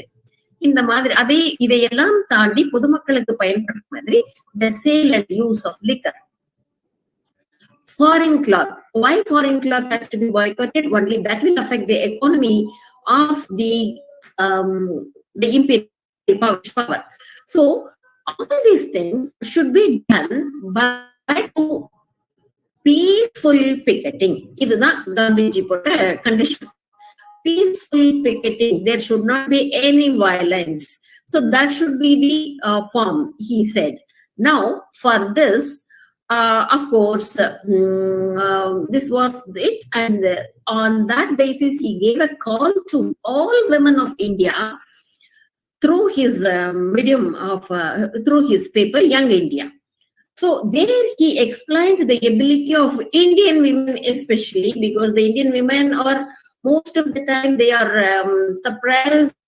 And today the scene has not changed much. You see, the girls are trained in such a way, telling do not speak back, isn't it? So they are supposed to bear everything very silently and sacrifice. So here that character is being touched by Gandhi. He picks and tells people that economic and moral salvation of India thus rests mainly with you, the woman. The future of India lies on your knees, for you will nurture the future generations. This is for the first time, big share has been shown to the women or called for a major role to be played in the national movement. Till then, வீட்டுல தானே பெண்கள் இருந்தாங்க, அவங்களுக்கு வீட்டை தாண்டி வெளியில் வந்து ஒரு பெரிய ரோலே இல்லாம இருந்தது. அந்த outer space, there was no role in the outer space. அந்த மாதிரி அவுட்டர் ஸ்பேஸ்ல ஒரு ரோலே இல்லாதப்போ உங்களால் தான் இந்த நாட்டின் விடுதலையை வாங்கி தர முடியும் அப்படிங்கிற ஒரு குரல் வரும்போது, one can imagine what sort of inspiration the woman in total would have had in the minds to lead towards this fight, isn't it? So this was a call, feeling the nerves of women of India, understanding the condition of women in the society. Gandhiji had given such a call to India, right? So at the same time, we should know that in the beginning, only few women came to the field, whose name I will not take. You are seeing the slide, you can know about it. These women were none other than the wives of the men who had already been taking a lead in the national freedom movement. So it was easy for them to allow their women to be on the stage or in the street. So these very early, still at this stage, when only 6 out, not percent, it is only 6 people out of were the learned women. You cannot say learned, who had literacy. The literacy rate of, according to the census of 1921, was only 6 people out of 1,000. That means 0.6%, less than 1%, were the learned people. அவங்க அப்படி இருந்தாலும் அந்த காலகட்டத்துல வந்து ஒரு 3 முக்கியமான பெண்கள் magazines வருது. நீங்க வந்து இன்னைக்கு வந்திருக்கிற பெண்கள் மேகசைன், இன்னைக்கு வர்ற பெண்கள் மேகசைனையும் அன்னைக்கு இருந்த மேகசைன் என்னென்ன பணிகள் பண்ணாங்க அப்படின்னு நீங்க வச்சு பாத்தீங்கன்னாக்கா உங்களுக்கே ஒரு ஒப்புமையின் அடிப்படையில் உங்களுக்கு நல்ல தெளிவான கருத்துக்கள் சிலது வரும். அப்ப என்னென்ன, ஸ்ரீதான், கஜலட்சுமி, சாந்த், இந்த 3 பத்திரிகைகள் விமன் மேகசைன் கேம் அவுட். இதுல 3லயுமே வந்து in general, all the 3 were promoting the policies of Gandhiji, asking women, all that we have seen, what were the different process through which we were trying to get freedom. So those process and picketing, peaceful way of protest, boycotting, and surrendering the medals, everything was promoted by these 3 magazines as such. ஆனா இதுல வந்து Chand was a very progressive magazine. அந்த magazine வந்து என்ன மாதிரியான ஐடியாஸை வந்து மக்களுக்கு கொடுத்தது அப்படின்னாக்கா, it was trying to see the real identity of women and also just tarnishing the myth that we have, that has been very successfully built around us in the society, right? எப்பயுமே பாத்தீங்கன்னாக்கா generally சொசைட்டில வந்து பெண்களுடைய capacity என்னவோ அதுக்கு point ஆப்போசிட்டான ஒரு பிம்பம் இருக்கும். The image will be quite opposite. So the woman, generally saying even today, the woman cannot save a secret, but mother or the eldest lady of the family will know every member of family's secret. She will not reveal it out. It is very unfortunate that we have a picture that has been put in our general common sense by the society without any writings or without any legal platform, a character which is quite opposite to the original women. And this was identified by this magazine 1 century before.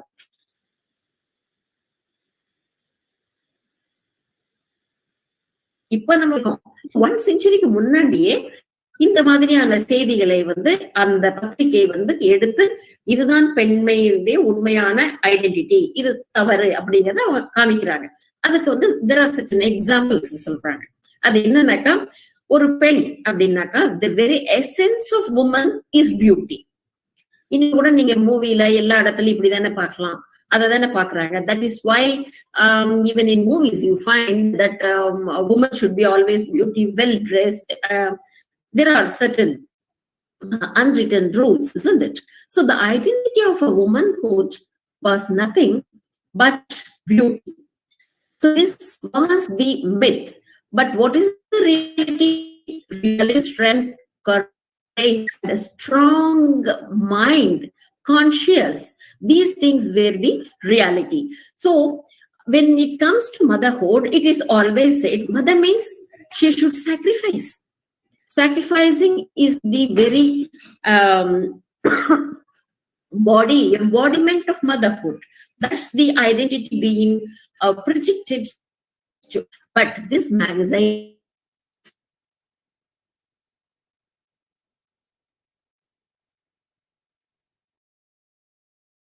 said that suicide of the body and soul of a woman. Right? So this was the difference that the magazine Chand was trying to create a sort of understanding in the minds of the women, how they should be and what has been said about women. And in that way, there was a serious question that was raised by a journalist, women journalist. See, there were only 6 out of 1,000 able to read.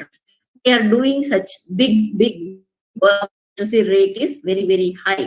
And imagine what we are doing. So this magazine started, the lady writer of the magazine started asking certain duties. As Pativrata Dharma, the same way the man should have towards wife. Srivari Dharma. Where is the Srivari Dharma? That was the question. Imagine, in a Tamil padangalla it is very common in every civilization, every religion, all symbols of civilization and religion are just forced on women. When you see a man, you will not understand about his civilization or a religion. Mostly. There are exceptions. We will not go to that. But when you see a woman, you can with their appearance, you will see what she is, what culture she is, what religion she is. Sometimes even the deeper way, the caste, everything you can find out. We have been made to bear these things just like a nail on the wall where we hold or where we hang all unwanted or wanted things. So we are supposed to be something like a nail that we are looking like that. So this was questioned over here. Why women should be like that? If a married lady is married or not, then there is an identity. If she is a young girl or not, then if she is a widow, there is an identity. Why these identities? So this was being questioned 1 century before is something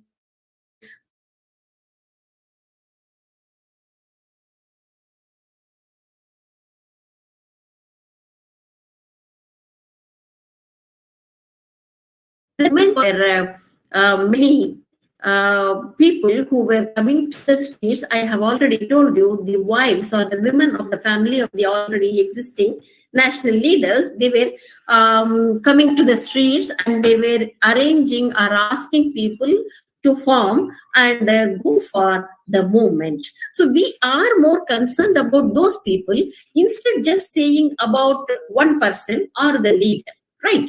So that is why I said we'll be talking about the common women in general. So we come across a lady, you all know, Kamala Nehru. She was there standing for boycott of foreign goods at Allahabad. Then what happened? One fine day, she could collect 500 groups of women. Then understand, we do not know the names of these 500 different groups. But of course, they were there. I will to that point why we are unable to know about them, what are the difficulties that we have, how to collect. That will be the another part of it. So she just made they were standing in front of the bazaars, in the bazaar street, to picket or boycott the foreign goods. So they, when they were standing there for the first time, then the men came over there and then they said, to shield you as a fence or a defense, we will make a line in front of you on stand, because they were scared how the public may think about or what they will be reacting and what the women's reaction will be. But it was she, the Kamala Nehru, who came forward and said, no, we can stand by ourselves. We are capable. We can dare to do. We do not want any shield. Now we are in the fields. So when a leader speaks such things and acts in such a way, the men disappeared or dispersed and only the ladies were standing. Imagine the amount of courage that would have created in the minds of the people who were taking land standing over there. That was the largest amount of confidence that you get over here. And as students of history, we all know in the monarchical time, the medieval or in ancient time, whenever a king wanted to go for a battle, he used to stand in front of his soldiers and gear them up. How? By fiery speeches, talking much about nationalism, isn't it? So the same way that you see, knowingly, unknowingly, Kamala Nehru was able to create a sort of confidence in the minds of the women, and they were daring and they stood over there. That is one important contribution where she was as a leader to do. And in one such instances, we come across Vinodini, a lady. They were. It is said when they were standing there, they will not protest, they will not do anything, they will not shout slogans, but very peacefully, whenever a man comes to the shop to buy, they go and just say namaste. They just saying, wishing or saying namaste to each other. By the presence of this woman, the man who came to purchase foreign cloth got ashamed. Immediately, he will beg their pardon and he would go off. This is the way. No, there is no violence at all. They never asked the shopkeepers to close their shops, or they did not have lathis to just beat and destroy things. Nothing was in that way. It was very constructive program, and in that way, the men did go. So sometimes what happened in course of time, the shopkeepers themselves began to close the shops. The moment they see the woman coming and standing in front of their shops, then they close their shops because nobody is going to come over there. So they used to do that. Sometimes it also happened that the men and these ladies, the shop owners and the women, they had to converse with each other.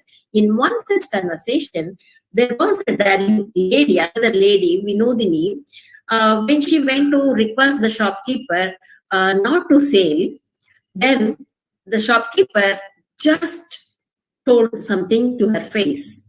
That is nothing but pointed to her glass bangles on her hands and said, look, do you think these glass bangles are from India?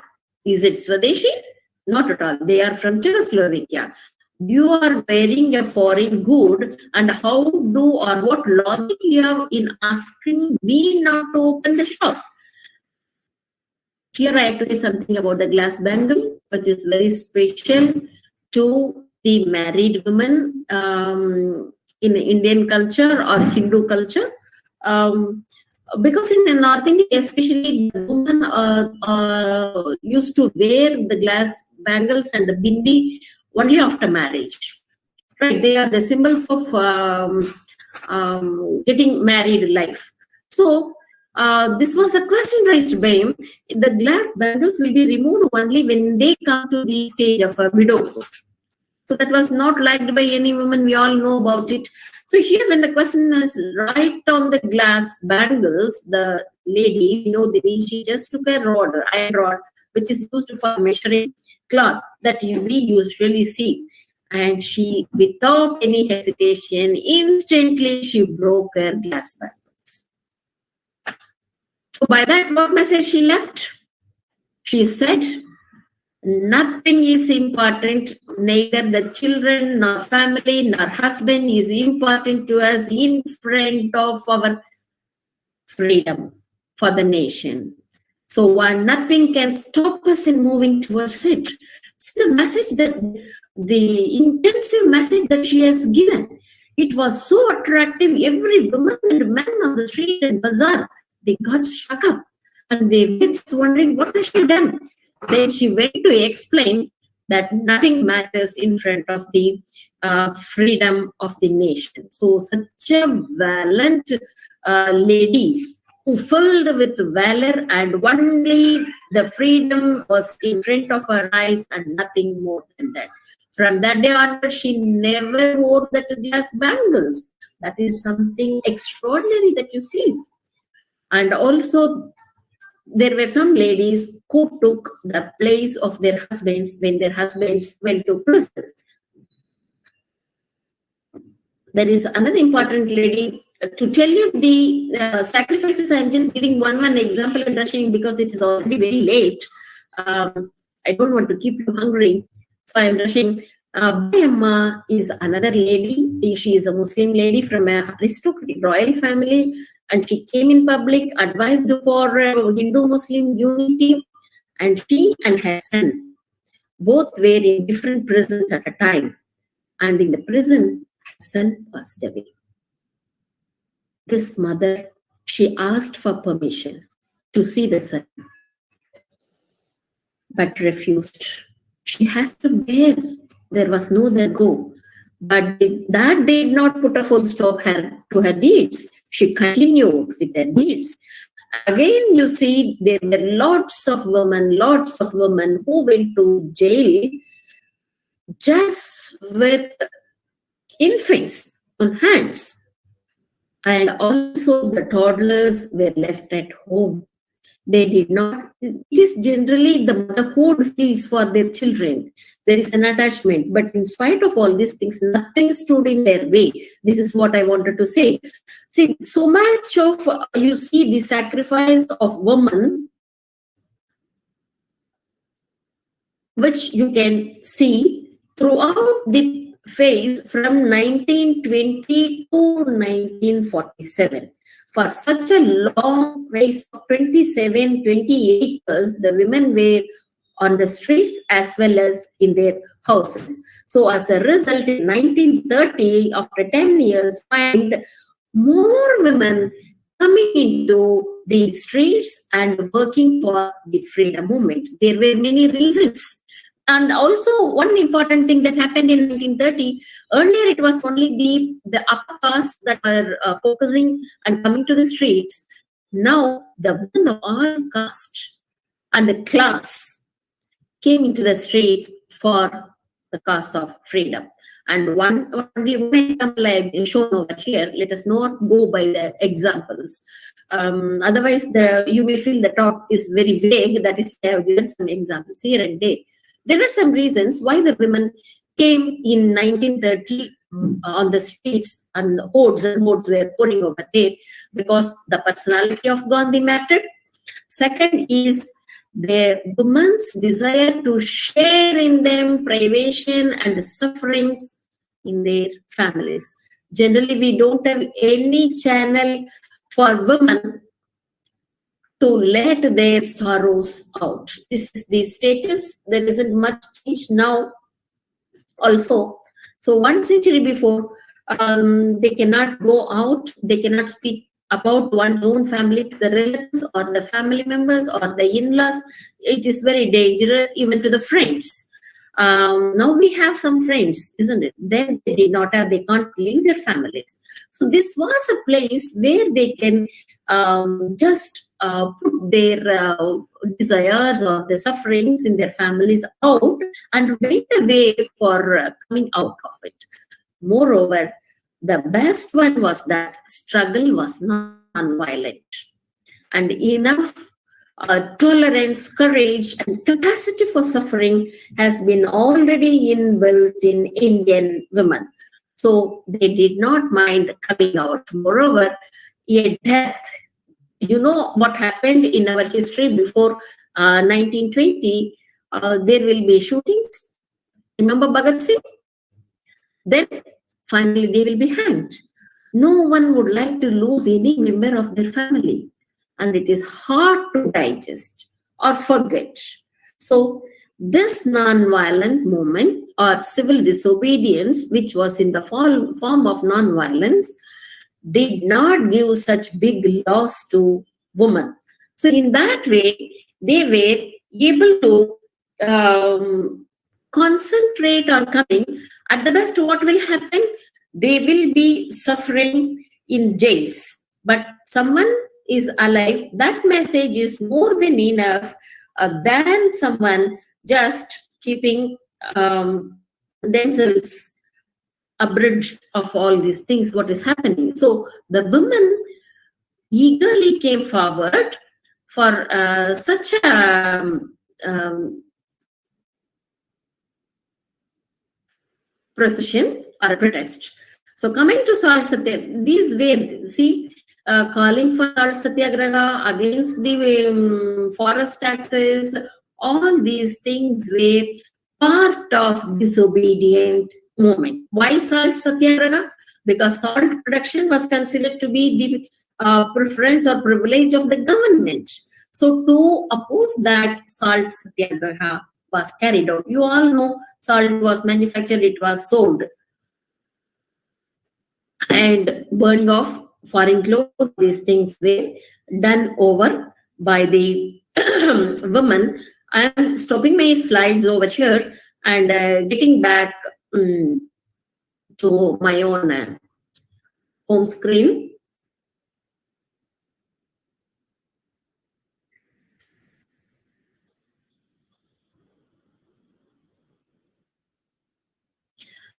Why I did put all these things on slides is that the students, if they want, they can take little notes over it. But whatever that we have been listening to or we were talking about is something very special, because we have lots and lots of women. Earlier, I told you in 1920s, there were only 500s in group that they were coming in the streets.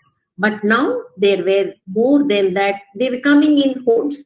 That means, how did this sort of energy for protest was maintained? This was maintained. Women devised certain measures, you know. So they started celebrating Mahila Divas, Charka Week, Boycott Week. So there was no monotonous in their job, and they can shift from one to the other, and by that way they can keep their energies constant in the field of fighting in the sense peaceful fighting over here. So the production of kabar, spinning, adoption of charaka, even when they were in streets, they were using, because the charaka can be lifted and that can be taken to any place. So they were using it in such a way they can sit in the streets. They were sitting in the streets and they were very coolly spinning the threads, and then they get the money out of it. One thing is curtailing the foreign goods. Second is economically weaker section will gain in income. For the first time, women are able to see some money on their hands for the jobs or the work that they were putting forward. So besides that, a sort of celebration.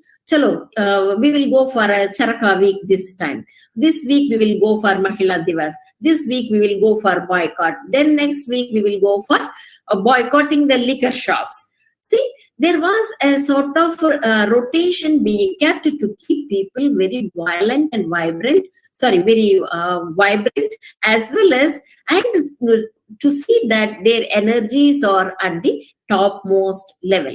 So when they were in the roads, of course, in the beginning, the police was hesitant and also quite confused to know what sort of actions to be taken against this woman, because at first instance they did not feel like arresting the woman because there were no facilities to them.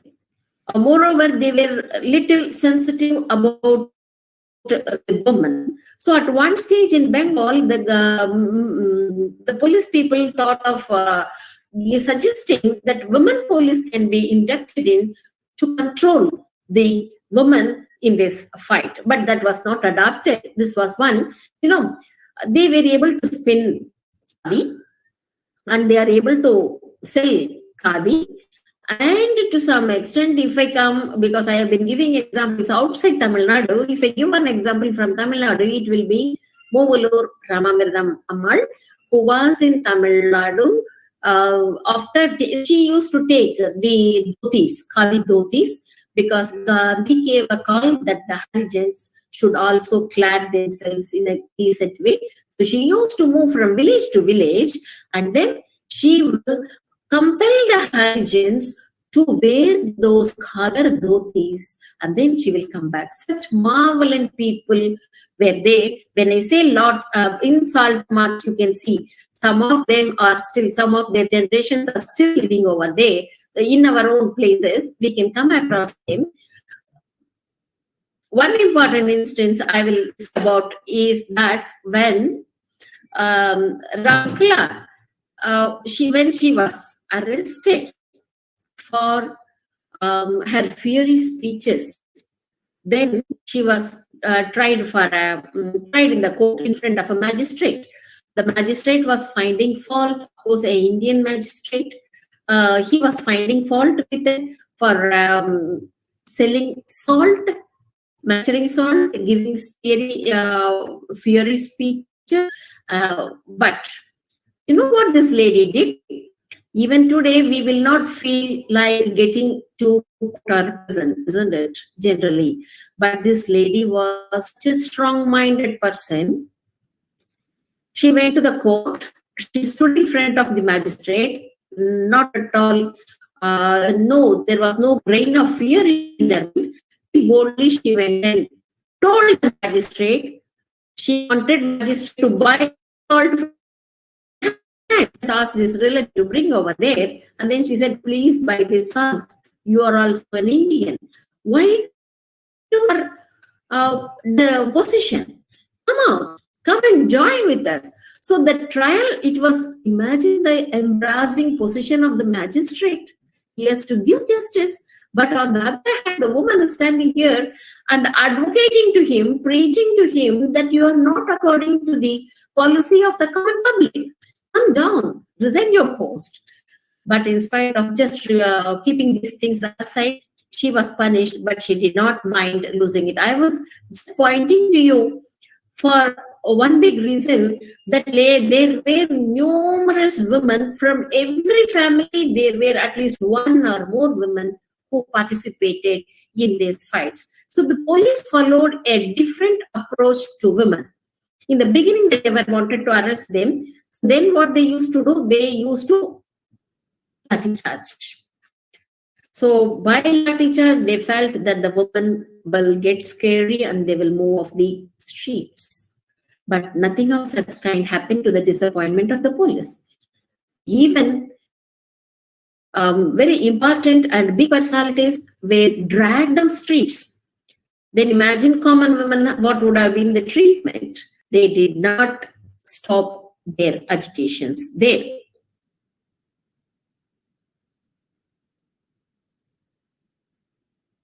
And they picket. Then what they used to do, they used to take all the women in some vehicle, them to a distant place. So they will find it very difficult to get back to their homes, you see. Because of these things, they wanted women not to interfere into the movement, but that is not there. The women, they still, because when one line has been loaded into some vehicle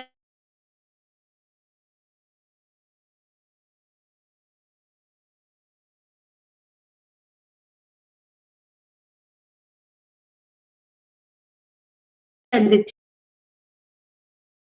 but of course it is a daring effect that had in the moment of freedom struggle that we have, So such women, you can see there are lot of women whose name has been already taken by the other two speakers with the special localities and entities. See, even Kamalabai, she was put, dragged on the roads.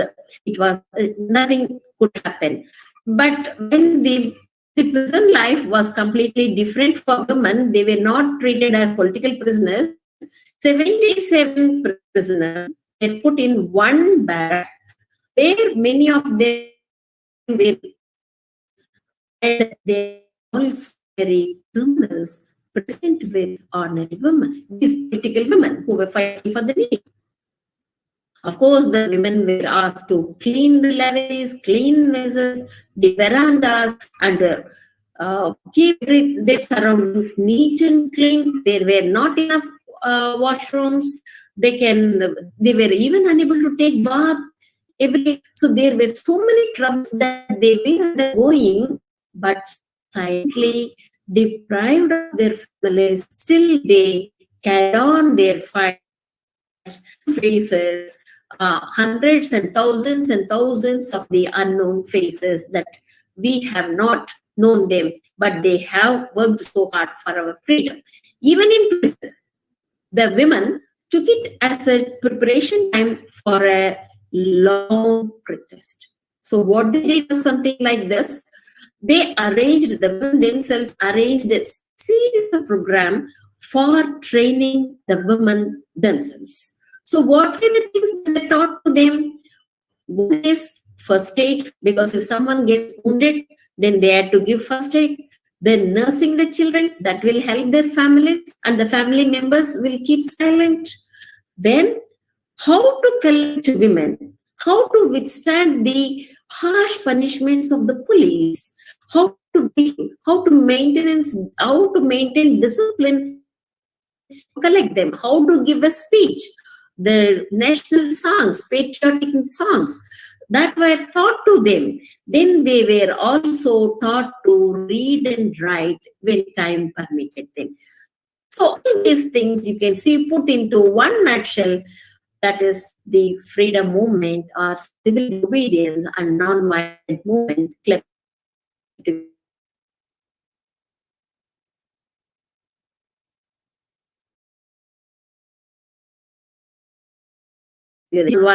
followed, which we had to remember. But what is more striking on the policy of the social reforms as well as the freedom movement were clubbed together and taken into one path, leading the nation and the women out of their clutches. So here, I will just end by giving one quotation from May Campbell, who wrote on Manchester Garden on June 1931. She said, when Gandhi, on his way back to jail, he sent a word, I leave the work of picketing, drink, and drug shops to the hands of women of India. He did not tell the men. He pointed to the women. He said, I am leaving it to the hands of the women in India.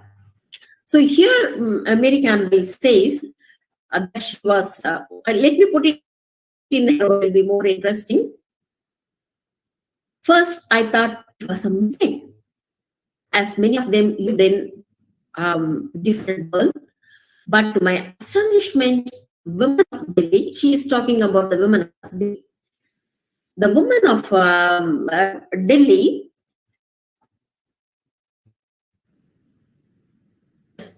many they came out, started picketing all shops, nearly 16 to 17 in number. This is an eyewitness. I watched them day after day. They stood there saying nothing, but quietly coming each other, each customer who approached them. The man would stop and say, I beg your pardon, sister. I forgot myself in coming here. And then he used to go away. And they went on for some days until the license is appealed to the government, and they wanted the shops to be closed. So that was the position which the government could bring the shopkeepers. You see, so to that level, the women did bring them. But after this, still other programs, women were able to, in the beginning, it was only men who were addressing the women. But as time passed on, after 1930, when Quit India movement and other things came in ground, we could see that women were traveling from Bihar to UP, Punjab, to Bombay, not only from Bihar. The women from every part of the land, they have been traveling, arranging meeting. Imagine from when there was a conference in Lahore, Karachi, sorry, there was a conference in Karachi. 15 women from Odisha went to participate. When today we have so many hurdles, especially in North India, but imagine them, their guts they had for the cause of freedom movement. They were able to travel, they were able to address the people, they were able to take precedent. They were the people who had very bright and new ideas springing in their minds. For one example, I will again quote Movalu Rama Madam. When when everyone was deprived of holding flags on their hands, she went to the same Karachi meeting with many flags joining together and wearing it as a sari. So everyone was astonished. Nobody could hold a flag, but she was able to achieve. You see, so in this way, we find there are only less known faces, but large number the unknown faces. When soon after getting independence, again the women got shut into their own shells. They are not able to come out and speak much even today as they spoke a century before. So to the students, what I have something to say is, you have lots of opportunities in this field. We can concentrate on women by fieldwork, by looking into archival material, which we can go for further identifying them and writing their biographies. We can bring them to light and we can show these are the faces. There were people, maybe my grandmother and their grandmother, your grandmother, everybody was there among this movement. Their sufferings were too much, and at the same time, it was a big loss. I don't find much women in comparison to men listed by the gazettes or the reports or the prison records. We can't see him because the treatment was very different to women, and due to these things, we do not find hordes and hordes of women who came out, and sometimes even the gunshots. They bore the gunshots. Some expired in Bombay, in other places also. So, but it is a sort of illoyal and ingratitude of us if we do not bring these unknown faces to light. I think I have come to the final part of my talk. I thank everyone, for the organizers and the patient listeners over here. I'm thankful. Thank you. Thanks so much, ma'am. It was really a very wonderful session, full of facts and also emotional and really overwhelmed by listening to you. I think it would have been a real rich learning experience for the young minds who were listening to you. And it was also wonderful meeting you after a real long time, ma'am. I don't know whether you remember me. I was teaching in the evening college when you were here in ma'am's period. So I'm really very pleased and happy to meet you after such a long time. It was really wonderful listening to you, ma'am. Ma'am, at this juncture, I would also like to mention that many retired junior faculty from the History Department of joined us. I'm really grateful to all of them. I would also like to mention that Dr. Anusya Senadi Raja is amidst us from Southeastern University, Sri Lanka. Dr. Anusya, ma'am, thank you so much for accepting our invitation and attending this program, ma'am. Thank you so much, ma'am. Thank you. Thank you very much. I was also an old student of Edraj College. I think you remember me. I was at Professor Indrani Madam's time. Professor Tagavati was there. Yeah, I was there in the history department. I know. I think I must be knowing you, but anyway, I could slightly remember you. But I was at Edraj College. I am really proud to say that Edraj College has conducted this type of seminar with Professor Chandini B. I know her from the beginning. And yeah, yes. And she has done a wonderful speech on women and non-cooperation movement. This was a wonderful thing. I spoke on non-violence program by Mahatma Gandhi for the PSC Krishnamal College, Coimbatore. Yesterday and today I had a program with them, and it was also good. Anyway, I congratulate Professor Andini B for your very much wonderful speech. Thank you very much, madam. Thank you, Anis. Oh, sorry, Anusya. Dr. Vasanti, I'm sorry I could not remember you. I'm unable to recognize that way, but I still cherish the days when I worked as a teacher in the Edraj College under the headship of Professor Indrani ma'am. And there were many people, but I have very sweet memories, not only regarding the department, but also the canteen there. Yeah. Yeah, we had a nice time there. I cannot forget. I'm very happy, and I also thank the organizers for cherishing the green memories again over here. And I could meet my junior as well as colleague Anuska over here, and it's a sort of very happy occasion that we have come over here. Thank you for everything. Thank you. Thank you very much for organizing this type of seminar. You had selected people from 3 provinces from North India, but fortunately she is from South India basically, working there. And it was nice to meet you all. Again, good memories from Edraj College, and I cannot forget because I was there for my undergraduate. Yeah. All of them molded me from the history department, you know. Yes, thank you very much. Thank you, Dr. Anusya. We would love to have you some other time. Definitely, we will be in touch with you all, and you also will be in touch with me. Sure. Okay. Thank you. Thank you, and go to the MC. Thank you all. Wish you all good luck. Thank you so much, ma'am. We require so much knowledge on the participation of women in the freedom struggle. Now, call upon Charika from the History Department to post the oath of thanks.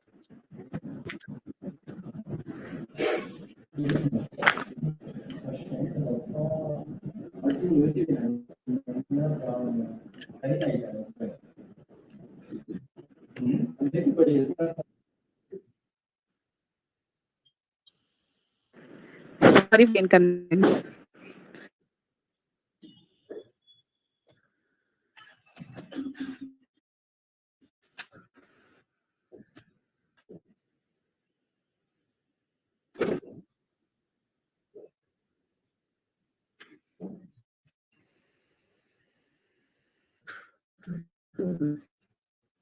I'm Kritika P. John, Center for Women's Studies. This book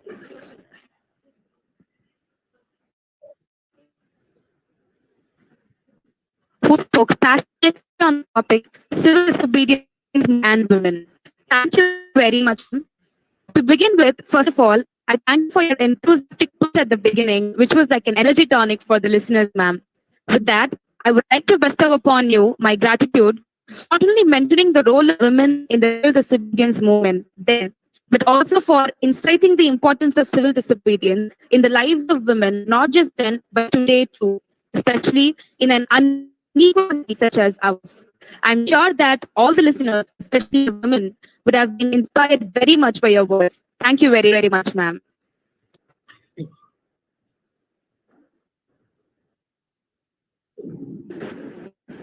With this, we've come to the end of the webinar. We really appreciate each and everyone's time and presence. Webinar was a grand success with all of cooperation. Now, I welcome Ms. Rajlakshmi T, President, Center for Women's Areas College for Women, deliver the vote of thanks for the national webinar.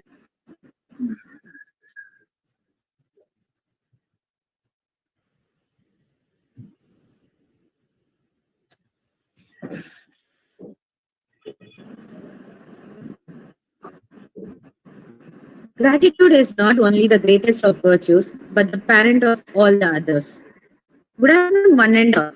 It has been such an honor to be part of an amazing event, which I consider an eye-opener session.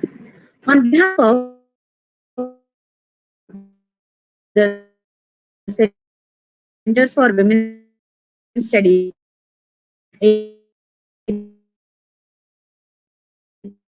Girls College, University, Assam. Dr. Mridula Chauhan, Assistant Professor, Lokmani Memorial Degree College, MJP Rohit University, Uttar Pradesh. Department Regal Muslim University, Regal, Uttar Pradesh. For valuable time and words. Thank you very much. I would also extend my sincere principal Vice President Dr. D. raising this occasion with their trust. My heartfelt thanks to Sir Kausalya Kumari, Ma'am, Department Head, and all the other staff of the Department of Tourism Management, AS College for Women, for joining hands with our Center for Women's in organizing and making this a great thing. Thank you, ma'am. Last but not least, I thank from the bottom of my heart all the student organizers, participants, and the audience for making this event a grand success. Thank you, everyone. Thank you very much.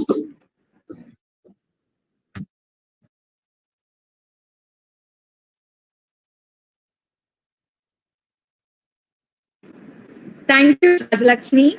A feedback link will be provided in the chat box. Please fill it and submit it. The session